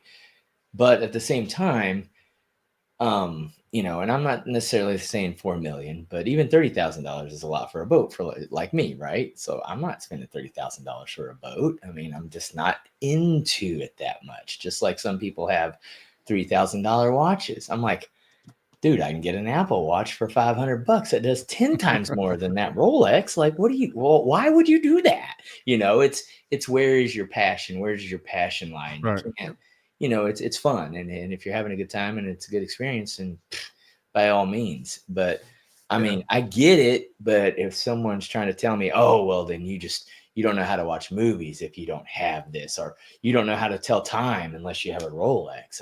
What are you talking about, dude? Like, that's, no, I'm just not I'm not that into that. So, And I still think that even if you're into the DIY space, right, and you already have your collections, I don't even think that getting this should be that this is designed to just completely replace all of that. I think you can still have both of them in the theater environment. I'm interested. Right? I'm interested in the new one. I always say there's certain movies that I will never sit on my computer or my phone and go to Amazon and put it in the cart and buy a 4K disc. But when I had the Kaleidescape in for demo, right, for review, I wouldn't buy the disc because I didn't think the movie was really worth it. But just seeing it on the screen on the Kaleidescape, it just kind of made it a lot easier. I was like, okay, you know what? I'll just watch this. You see what I'm saying? So it wasn't necessarily replacing my DIY solution, right? You can get it and then use it to watch certain movies that I would probably never buy the disc. I think the Kaleidescape is the perfect way to watch those types of movies. Yeah, right. I just like the affordable, relatively affordable, new version. And if you want to watch a pre-release or something like that, that to me, that is like as close as you can be to an actual theater. Like, yeah, you can, like, I'm sure, like, I don't know if they release at the same time as they do streaming or even earlier. Yeah, a lot. So it used to be a little bit earlier, but a lot of times now everything it's about released the same time it's for the streaming, most part. But I want to find out what's coming up. I usually go to digital releases this week, and I'm like, okay. But you can have that sucker downloaded, and it's the full quality. It's funny to say too, but you can pre-order. Right? Yeah, you can pre-order your digital copy, right? Reserve your copy. That's never going to disappear, right? It's not going to run out of stock. But the good thing about that is, come like 2 a.m, that thing is downloaded onto your system. Actually, it's downloaded the day before. You can see it downloaded, but you just can't play it, right? And then as soon as that time release, as soon as the time lock vault opens, you're able to watch it. Hence the reason why Shane Lee is getting complaints from his neighbors because he's watching movies at 3 a.m. when they try to when they're raleasing them. Right? So that's just a bad neighbor. Up at 4 a.m. to wait for it to drop on his Kaleidescape. Yeah, but I think I don't think that it is designed be quote unquote the ultimate replacement. If you're DIY, you can have both of them in the home theater environment. Look, if you got the expendable money, it's a one-stop shop, right? Yeah. I mean, dude, I have 2 motorcycles in my garage. I mean, like, those aren't cheap. Motorcycles aren't cheap. I mean, they're. I'm not even gonna say how much they are, but they're way more than a Kaleidescape. I can tell I know, you that. right? Some people got subwoofers, just one subwoofer that is twice the Oh Strato's yeah, big. yeah, right. I know. Yeah. You know, I mean, but look, per listen subwoofer, $9,000, right? yeah, I One- guess one it's the per listen. whole. You know, what you think I you're mean, I getting get from it. it's like this. I've seen people like, especially whenever I was growing up, that had like, and this is aging myself, like $50,000 houses and $120,000 car. Mm-hmm. I'm like, what? Yeah, I never. We, I we mean, call like, that hood rich. Yeah. I'm just like, all right, I get it. I mean, I guess that's your thing, but I mean, I'm like, I'm like, yeah, I mean, I get it, I get it. Cause like me, I'm like, especially like when I go on vacation or something like that, right? A lot of people like to get the fanciest of the fancy. Yeah. Fred's picking on me now. No, I got a really steal of a deal on You my got an coffee. 8K No, coffee I don't. maker, man. Wow. Oh, no. Paul is a baller, man. Yeah, Like, see? and You that can- coffee, it really does brew in 4K. Yeah, I do brew in 4K, but I don't. Not at $8,000. No, I'm not there yet. We don't That's, have 8K coffee content yet, but he does brew in 4K. no. Yeah, brews and views, man. It's yeah. Oh, that's Shane Lee roasted my theater. He was like, "How does it feel that your Kaleidescape costs more than the rest of your entire theater?" Yeah. Because I got That's a bunch a good of one. questions. Yeah. So I was like, Classic yeah, Shane Lee for you. like that's what's important to me is having the, Yeah, that user quality of the experience. movie, Yeah, and that right? makes Yeah. absolute The sense. And convenience. you're not even Yeah. saying, oh, it's this is the best. It's just like, dude, this thing this makes my theater more enjoyable. Yeah, it's convenient, man, bro. You know? That interface they have, you can literally just leave. If you have a laser projector, you can just leave that thing on and just look at that interface. Yeah. I spent a lot of time just looking at it and not even watching movies. It just looks good. I don't know why anybody would even want to make any kind of changes to that thing, but I mean, look, it's confident. I guess it's the fact that people have seen this for 10 years or however long people they've that had own that them. industry. People Yeah. that own them, Yeah. it's like, okay, time for a change, time for an update. But if you're going to do that and request something like that, draw something out, because it's one thing to think of an idea, and then you're like, oh, I'm bored, right? It's like, okay, well, what do you want to do? Well, I don't know. Well, then, okay, then start thinking. Instead of just complaining about being bored of the interface or something like that, right? I'm not knocking on that guy, but I'm just saying, like, for example, if you're, like, hey, you're a kid, I'm bored. Well, what do you want to do? I don't know. It's like, well, why don't you? No, I mean, every time you own something that you really like, right? Every once in a while, you want updates, except if you We all like a little change. Yeah, except if you're referring to Windows, right? Every time I see a Windows update, I just freak out. Yeah. Well, that's a whole nother soapbox. Yeah, every time I see a Microsoft Windows update, I'm like, no, I'm not doing this. Right. Yeah. But everything else, you want updates. Oh, So yeah, that's I can understand it, but I think it's funny because I had two this week. I'm like, wait, I just rebooted yesterday. What the hell? Yeah, every time I see Windows, it freaks me out because you don't know what's on the other side. Yeah, you do. You never know. But yeah, it's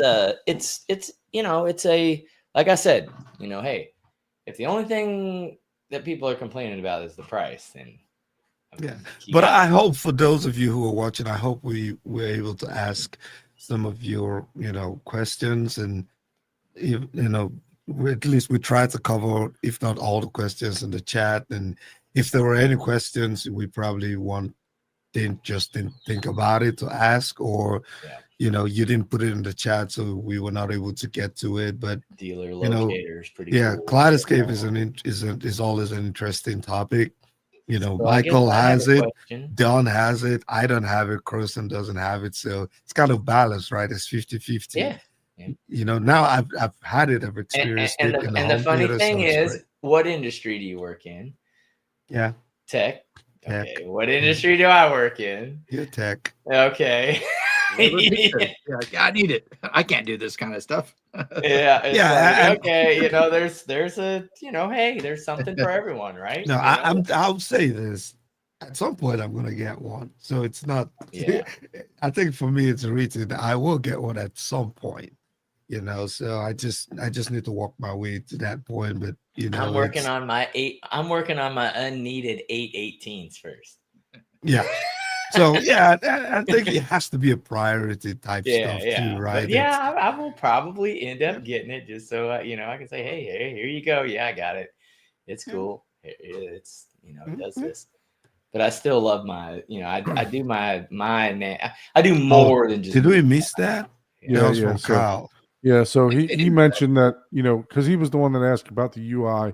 Yeah. He was just saying, to kind of make it like a movie poster rather than the shuffle screen, I guess. Oh, is that what he was thinking? I thought he was saying like whenever you're playing something and stuff like that. And that already is a thing through the API. Yeah, you know how you have the digital movie poster stuff. You can link Kaleidescape to it. Yeah. So there's this there's a software. I think that's where his question was. It's like, oh, yeah, and that already exists. You have to integrate if you it have in the digital movie poster Mhm. app and most people who DIY movie posters, digital movie posters use that app. You can connect. I believe yes, you can connect to Kaleidescape. You can do Plex. You can do Mad VR. I didn't see that Matt was in there. Matt, thanks for joining in, Matt. Appreciate you. Yeah. No, But then, hey, did you Matt, see my comment after that? he pulled I was into a like, "What gas you talking station. about?" Don doesn't drive. He has a driver. He was sitting in the back, like, Charles, turn left. I wish that were the case. He has the only car version of the Kaleidescape. So Somebody made a comment on here about when we were talking about the 1 terabyte disappearing. Somebody made a comment on here about the Alto, and the Alto is a player that you literally can insert a disc into, and that would catalog your actual your Blu-rays, right? So it would actually catalog and then give you the option for the disc to digital, right? Well, that also came in a 4 terabyte or a 6 terabyte option for more storage. So she mentioned what's called a co-star. And what that does is it allows the older systems to work with the newer systems. So it's just like a little program that you have to purchase around right. The license. Yeah, that makes sense because I was like, I don't know about that one because that's an older one, but yeah, that makes sense. So it's still kind of the same thing, but since that's a bigger system and a main system, they had probably another box that was like, okay, we're gonna do the key thing between this device and this device and this device and this device. So which cost that's an additional I cost, think also just rewriting multiple storage, right? Even though you can make it work, it's sometimes you can run into issues, right? If you're storing to the 1 terabyte and then you have the additional storage and then you're having the single device read write into both, you can make it work, but is it really what your 1 terabyte? Yeah, if you're paying for it, you have legitimate concerns, but if the technology has limitations. We always have to keep them in mind. So this person asked, I have a 6 terabyte server, approximately what would be an upgrade. So I got the Terra servers pulled up here. This was one of the ones that she was speaking about, the 123 terabyte server. It'll hold 2,000 4K movies. It's funny how it all scales too. Like, I was looking at, let me do the 24. It's like $10,000, but man, another 5,000, I could double that and get 48. I'm like, oh man, Sherry, what are you drinking? What was that drink? Crazy. And this is water, man. Basically, flavored. This is my flavored water. It's seltzer though. It's cherry blossom and lime. It's actually really good. So yeah, so the Terra Prime and The question is, do you know how the question that was asked was, how do you get the pricing on your upgrade? I thought it said what is an upgrade? Well, they were kind of alluding to, hey, I've got the 6. I want to upgrade.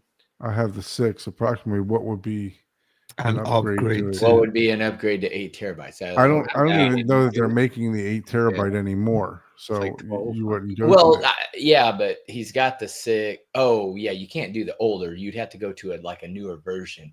And I think that's the gist of his question. It's like, hey, I've got this one.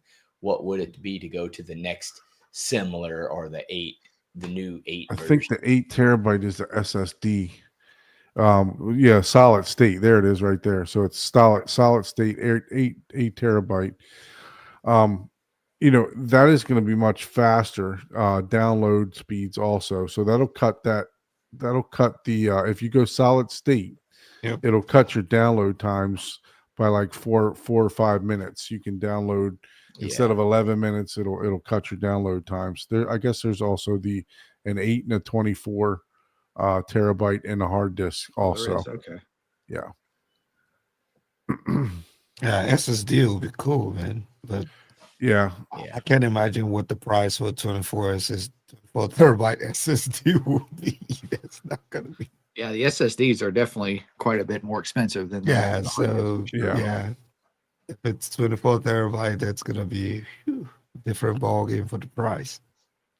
the 24 Well, they don't make the SSD in the 24. They only make it in the 31. No, that's what I'm saying. I'm just saying, like, if at all they wanted to make multiple options, Oh yeah. they're not gonna come cheap. Yeah. So I think Michael was saying there that the 24 terabyte, and then it goes to the 48 next, right? It's like so 10,000 for the 24, then the Right. 48, 15,000. I'm like, man, extra $5,000 like doubles, the amount for to me though, that $5,000, terabyte. I just leave it in the cloud for that Yeah. $5,000, to be honest Yeah, with you. man. That cloud Yeah. storage right there. Yeah, and this is 10-minute download, man. I mean, Yeah. See, here it I is, right like here. the Here's the big movie download wall. speed with the solid state. 4 minutes with the 2.5 for It doesn't a the 4K movie.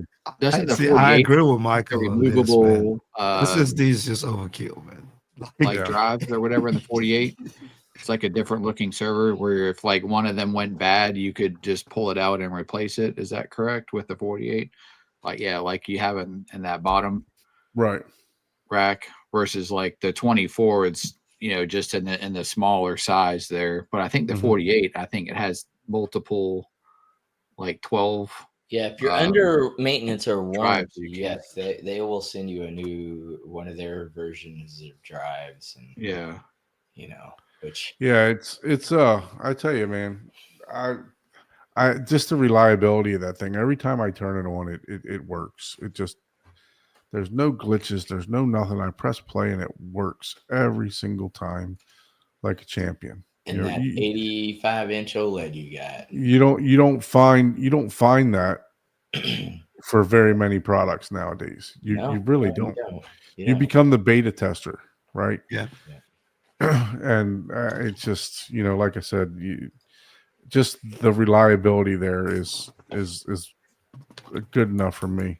Legit question. Let's see what it says here. Mike Squire. Legit question. As Amanda said, Kscape doesn't have the hashes for the 4K titles.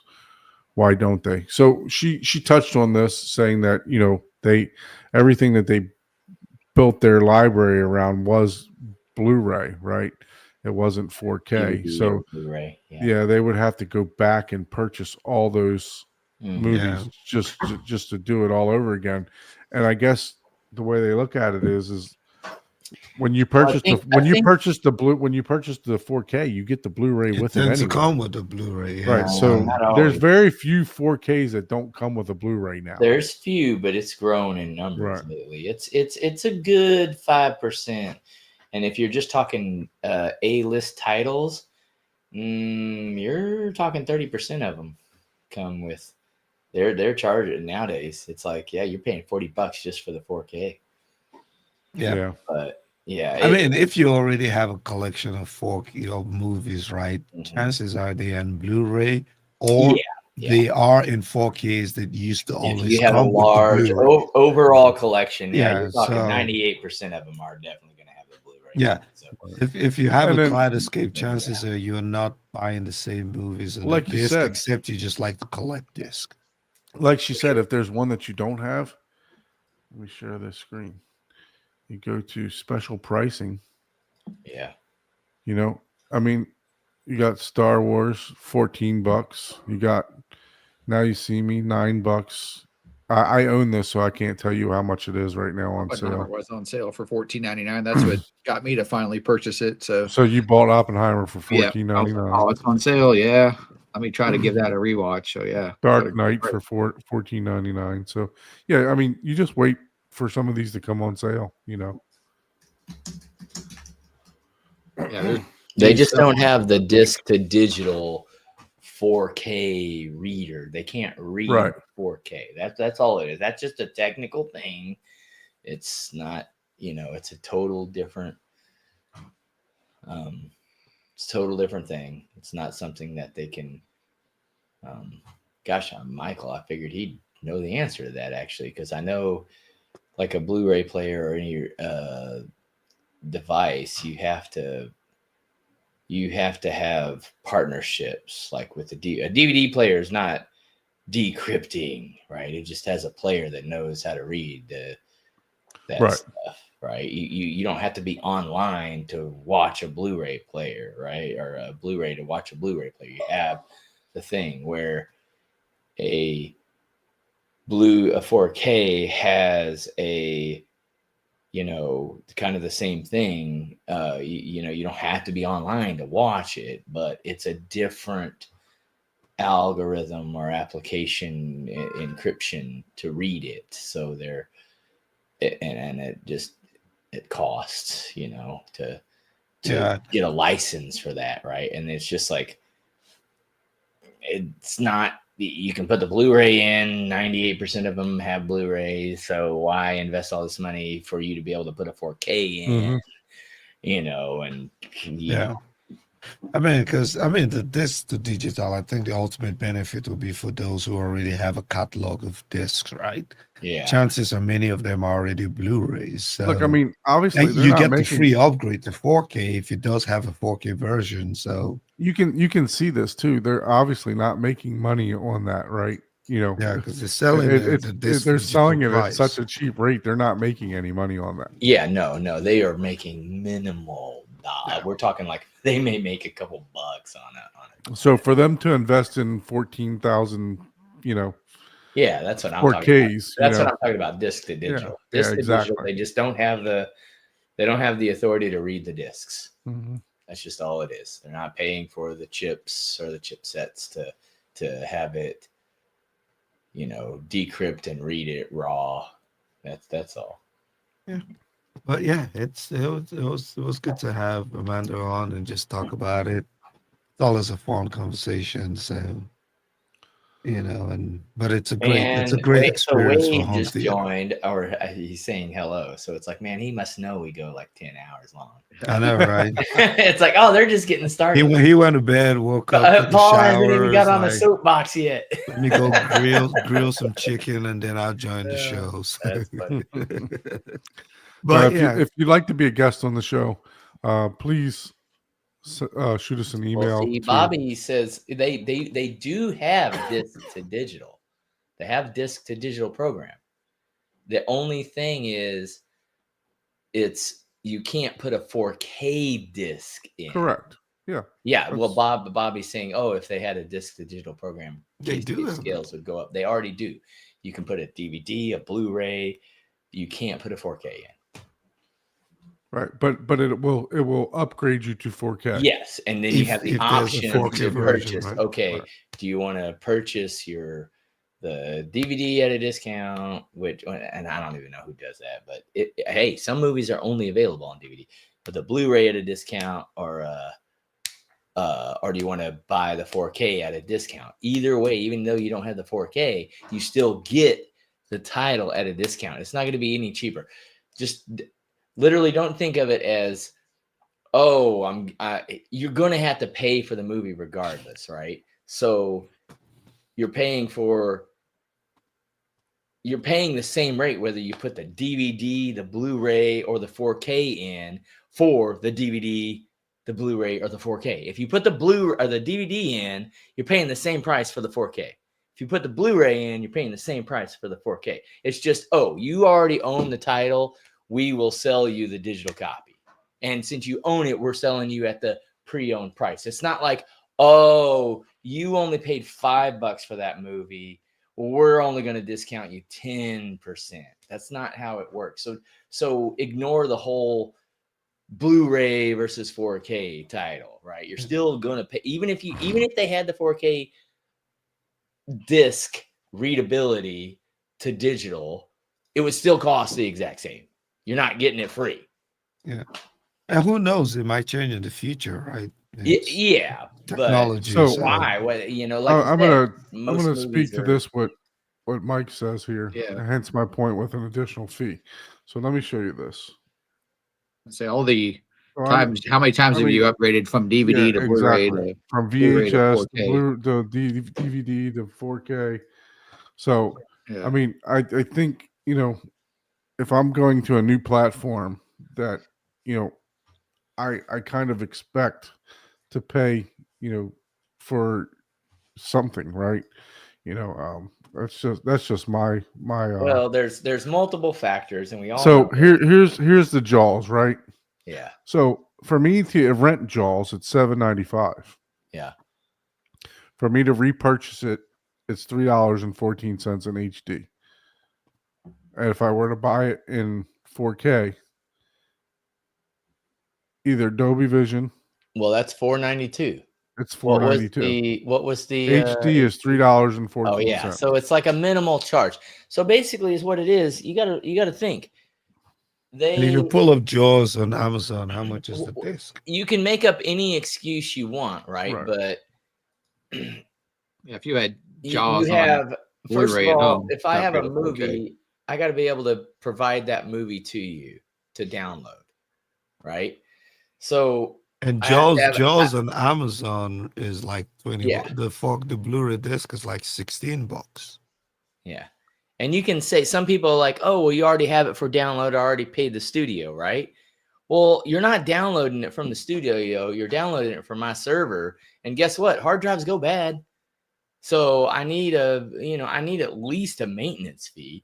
This is literally just a maintenance fee, $3, $4, That's what it is. Yeah. But yeah, I mean, I yeah, mean, as far as the studio, I it's no different than if you already owned it on VHS and you upgraded to 1080p, you had to buy it on Blu-ray or DVD, right? look when I went through the our Evolution NOS and everything else like that. I mean, I spent,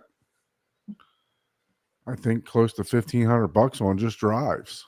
You know what I mean? So, and they were refurbished drives. They weren't even brand new drives. Absolutely, yeah. So, I mean, if I'm going to do it the other way, I'm still spending money regardless, right? If I'm going to rip them myself, I still got to buy the NOS, which is a decent NOS is $2,000. Then you got to buy all the drives, which is another $3,000. So, if for a collection of my size that I have, if you're just starting off, sure, you can just buy a drive that's like an easy store drive or something like that, that's like 12 terabyte. You plug it into the back. But if you want to really get into this, and his latest comment is like, it's like, but if one bought the 4K disc, it doesn't transfer disc to digital, only the Blu-ray, and you have to pay more for the 4K version. Yes, think of it as, hey, you're paying for upkeep of that file. So it takes a lot less space and a lot less hard drives for a 1080p disc. I can put, like at least 2 or 3 times the HD movies on discs, and I have to replace those. They go bad. I'm constantly, Dude, I'm constantly replacing hard disk, and this is to take this with a grain of salt because I'm not Kaleidescape, I'm not their servers, but I've managed server, right? I'm constantly replacing hard drives, constantly. I got RAID 10, I've got I've got like hot spares, I've got all the things, and then I also have to store that same thing in 4K for you to download. So that's just kind of like a service fee and hey, guess what? You might want to download it again. So guess what? I have to keep this thing forever on my drive, on my storage, and guess what? And even if the studio pulls a movie from them and you've previously purchased it, you still have the rights to it. It doesn't disappear for you like it does on Netflix. Yeah, and if or you have Amazon a huge collection of discs, right?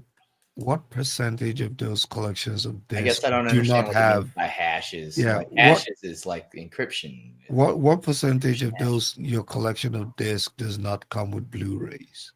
If you have a collection, you have 500 movies, right? Yeah. Very How few. many? What percentage Not does a not very come low. with I Blu-ray? would say out of all the movies I have, maybe 10. Yeah, same. So you're looking at very minimal percentages, right?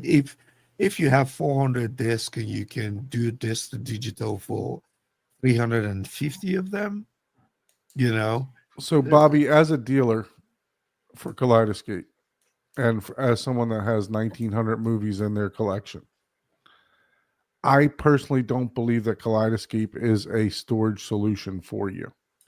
If you have a large selection like this, Kaleidescape is to start a side collection. It's your side chick, right? It's basically to download your demo movies that you want to demo for friends and scripts and scenes and stuff like that. And it's also for new releases. New releases, I think, right? that's Because you're getting new releases a lot faster than what you can get on the disc. Yeah. So I mean, there were several movies that I get from the Kaleidescape store. It's the gap has narrowed now between streaming and Kaleidescape. They're basically the same release date on a lot of them. But before, I mean, I was getting like Maverick. I got Maverick like 3 months, almost 4 months before it came out on disc and streaming. Yeah. So it was crazy, But like I said, that has narrowed a little bit, right? But it's still worth it for me to be. The biggest for me is just a convenience factor. Yes, Bobby, you may be able to rip 30 terabytes worth, right? But how long did it take you to rip those 30 terabytes? Yeah. How much effort did you have to go into and this disc won't read. Shit, I have 2 drives right here. My LG drive will not read anymore. I mean, I ran 2,000 movies through it. It's not reading anymore. So now I got to purchase another drive. You ran the drive away. Yeah. So I mean, now I have to purchase another drive, right? Yeah. So yeah, it's only $90 to buy another drive and pop it in there. But now I got to do the firmware. I got to do all this, and then when is my Asus going to die? Right. Yeah. So it's just it's just a convenience for this, right? Yeah, so, I don't think. You also got to remember. People tend to forget. Discs aren't forever either. Yeah, I mean, if you scratch it, unless you're someone that's OCD like me and you store them pretty well. Like if you have your Blu-rays and discs in a storage unit, not like kept at like a good 60 to 80 degrees, and guess what? Those discs aren't working. Should I get? Sometimes I buy a brand new disc and it won't read. I've had that several times. I mean, even when you try to copy them, when you try to rip them, right? Like, I mean, I reached out to you a couple of times, right? It's like, damn thing is not right. My Asus is not reading this stuff. Man, go to Make MTV. That don't work. Go to any DVD. That ain't working. Go to go to this one. So I think if you have a huge collection and you think you have 10,000 movies or 5,000 movies, then maybe this isn't really for you. So you shouldn't be under any pressure right, to get it. But if convenience, the wow factor, you got kids, and you don't want them having to text you every time you want to start watching a movie, right? This might be the solution. Like I told you guys a couple of weeks I set up the whole Mad VR PC stuff, right? The HTPC Mad VR. I love it, but when I wanted to watch a movie with the family 2 weekends ago, I had to just disconnect the Mad HTPC because only myself can make it work. I had to Yeah. like move back to my NAS storage that I Right. know works. So those are some of the things. If you for example, you're recently getting into movies and you don't have those backlogs of collections, this is probably a much easier solution for you to take. But if you already have 30 terabytes of movies you already ripped to a NAS drive, then it might not be the solution for you, and you shouldn't be under any pressure about it. So, Michael, I wouldn't even think twice fi- about you it. say $500 for a player. But I mean, the Meditar's almost $2,000. Yeah. The Panasonic UB9000s over nine. I bought Yeah. mine for $900. Yeah. It's probably close to $1,200 now. The And see, 820 is close to $800. Well, So I understand where he's coming from, but here's the only problem with that comment, which I get. I agree. That's great. But that's not a working model for a business, because in that instance, I totally get it. It's like, hey, I got a $500 streamer, right? But if you're streaming 100 gigs, now all of a sudden I have to basically be Google to provide movies because, oh, hey, a new movie came out. Guess what? It's the Tyson fight all over. You ever heard of Netflix? Everybody with the Kscape is trying to watch the latest, Doom whatever nip slip over here, and hey, the whole internet broke because everybody's downloading at the same time. Yeah, if you get a 500, that's what makes that. You might not get this to digital with that. Yeah, you probably would get big quality. discs to digital, man. Yeah, you probably won't get the same level of quality. You might get Netflix quality. Yeah, exactly. That's why streamings work, right? It's literally, even the 4K versions are only a quarter of the quality of a disc. Yeah, I mean, we go back to I keep going back to convenience, right? How much do you pay for a washer and dryer now? Right? Are you hand washing your clothes in the river anymore?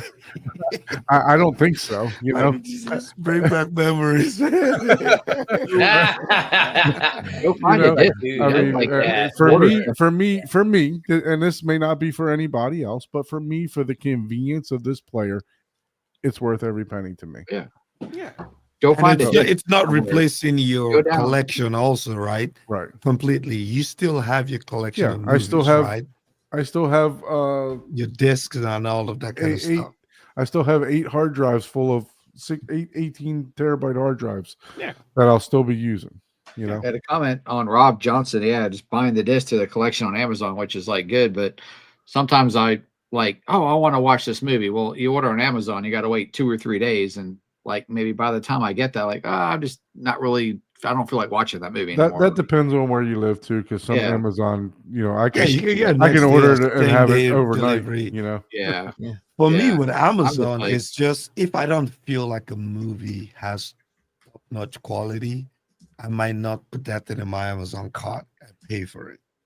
But if I'm seeing it on my screen, even on Amazon Prime, chances are I will click on it and just go order. Okay. I mean, watch it when you get ready. Yeah. But I'm like, why do I even want to buy the disc? Because I've watched a lot of movies and I'm like, oh, thank God I didn't buy the disc. Because now I buy it, I watch it, it sucks, and then I still got to create space for it. Yeah. I don't even like the movie. Why do I want to go watch a movie? So I used to go down to Best Buy and peruse their the section of discs, and I'm like, let me just pick out something I want to watch tonight. And I go through and I'd find it and I'd take it home and I'd immediately watch it.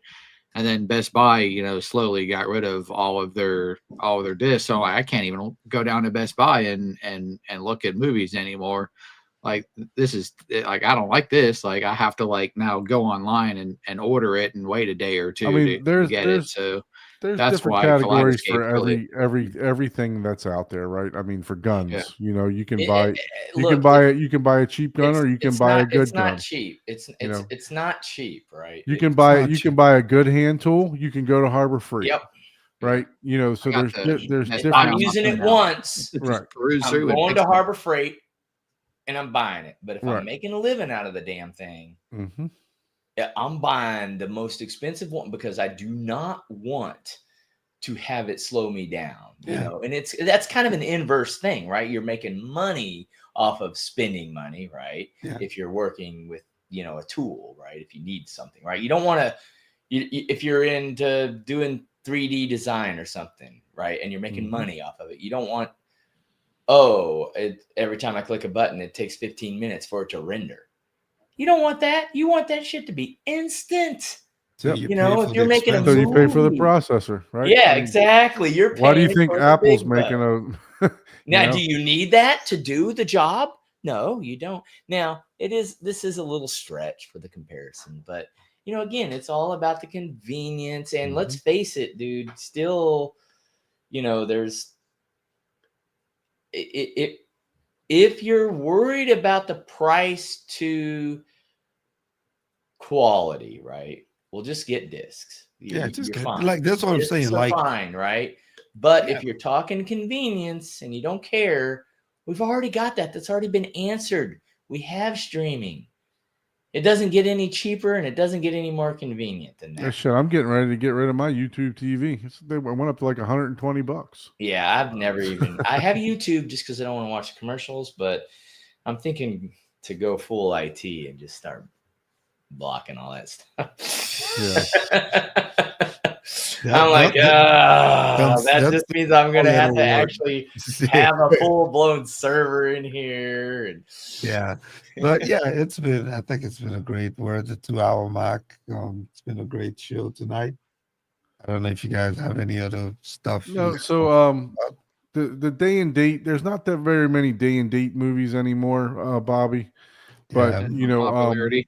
yeah, there's not, unfortunately, there's not that very many, but there are some, movies that are still in theaters that are playing that we can get right now. The Companion came on out the this week, and it's Kaleidescape. only been out not even a month, I don't think, in theaters, or maybe right at the month mark. Let me see what movies are. hey, please hit that like button, guys. If you're watching, girls, it helps YouTube to push the video to more folks. So please do that. Do all that classic yeah, on do YouTube all that stuff. extra Like, share, bullshit subscribe. that they make you do. But the likes are really, it really helps. I wonder if it you would get helps more the promoted YouTube. if everybody hit unlike. Yeah, every Like how many interaction. unlikes and No, the for live streams, right? The unlikes will probably not help that much, but likes means that YouTube will push it out to more viewers, saying people are liking this stuff. Yeah, please. Now, if it's a static video, regular upload, it don't matter if you like or dislike. It's interaction. YouTube doesn't care. nice. Find out what. Nice. Hey. Sometimes it does say still in theaters. They have like a category that on here that says that they're still in the theater or whatever. New released Academy nominees, 4K Dolby Vision. Man, Wade, you better. Well, I don't know what country you live in. You better check your neutral, man, on that. Oh yeah, I was just reading that, right? But Yeah, you might have you should not have that much difference in those phases. You might need to get an electrician. I had that happen to actually my girlfriend. Like literally, something happened. They did some work and they left one of the neutrals loose. And yeah, man, you'd get some mega voltage drop, dude. That is a fire hazard waiting to happen. I mean, we're talking anything from your hairdryer, coffee mate. She was having problems if you're saying it's old wiring, it better be rated for 20 volts. Well, yeah, it depends on the country. 20 amp. Sometimes it's just like, yeah, you guys are all gonna, It better be rated for 20 amps because you need special I guess Yeah. 20 amp wiring for 20 amp. Ooh, ooh, ooh. Yeah, but that's why I don't play with electricity. I can DIY anything. I know the principles of it, but it's just one of those ones where if it goes wrong, it can go really wrong. Oh yes, that is a big deal. Yeah. Yeah, I did an internship where me and like I think it was 5 other students. We did an internship where we basically wired a house from scratch, Oh wow. Yeah. like everything. Like that's the kind of I was a hands-on guy, so I signed it, and it was in the middle of winter. Oh, Fuck, I hated that shit. And copper does not bend in the winter. I mean, it's that would be cold. super fun, man. That was so super Yeah, cool. yeah. We didn't do like the whole thing from the ground up because you have licensed people, but we went Okay. there and we did like a day or two, several days of, Cool. assisting and stuff, and like all of the like just basic framing, and we learned all about people that were interested. It's like, oh wow, Yeah. drilling the holes, learning. And my dad was in construction too, so I understand a lot of that stuff. So already, but I was like, because I was thinking about getting into the trades, but I went more into electronics and stuff like that. Nice. So, Ike, what are you working on? What are you upcoming for your channel? Those of you that haven't subscribed to Ike's channel, Easy HT Tech, please make sure that you go over to his channel, like and subscribe to his channel. Same thing with me, Horizon Home Theater. If you haven't subscribed, please make sure you hit that bell notification for any upcoming videos or live streams. We do this every Thursday night at 9:30 Eastern Standard Time. What do you got coming up on the channel, Ike? You got anything in production over there? Production, yes. But there's this expo, Star Power Expo, that is coming up in the Dallas area. I think it's March 7th, upper weekend. I'm gonna plan to attend because the guys from SVS are going to be there, and they're supposed to be bringing a lot of their heavy heaters.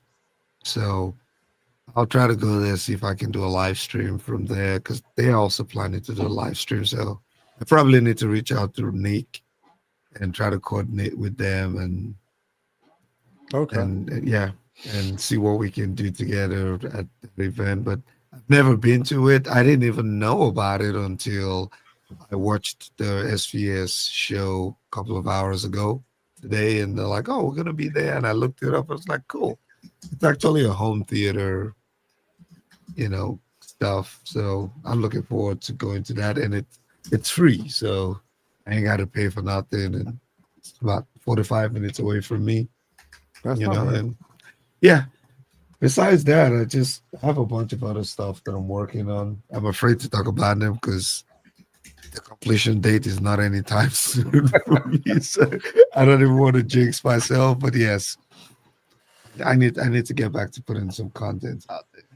Yeah, I haven't put any videos out for a while, so I'm gonna. I think I'm gonna take some of these tours that we've recently done and post them on the channel because I mean some of these tours that we've done are definitely noteworthy, right? I Yeah. mean, some of them are phenomenal theaters, Yeah. But speaking of that, if you'd like to be a guest on the show, please shoot us an email at hometheaterhublive@gmail.com. We need guests. Yeah, we do need some guests. So Please. it doesn't matter if you, like we said, if you have a You don't sound even bar. need to tour a theater. You can come on Come and talk about your journey. ask questions or brag about your bass or I got your 180 Kaleidescape. You can DVDs. brag about your Kaleidescape too. Or your This is the disc only- collection, right? Come This show is us the your only 2000 episode that discs. I'm saying that word. So yeah, shoot us an email at hometheaterhublive@gmail.com. And then if you would like any additional information on the Kaleidescape, shoot me an email at horizontheater2020@gmail.com. I'll be more than happy to give you a demo. I've FaceTime people before. I've screen shared stuff before. So if you're interested in that in a Kaleidescape, by all means, shoot me an email. All right. With that being said, appreciate everyone joining the show tonight and commenting, whether you agreed or disagreed on the Kaleidescape. Definitely appreciate you guys Yep. joining in and talking about it. I'm over the moon with it. I know Michael's over the moon with it.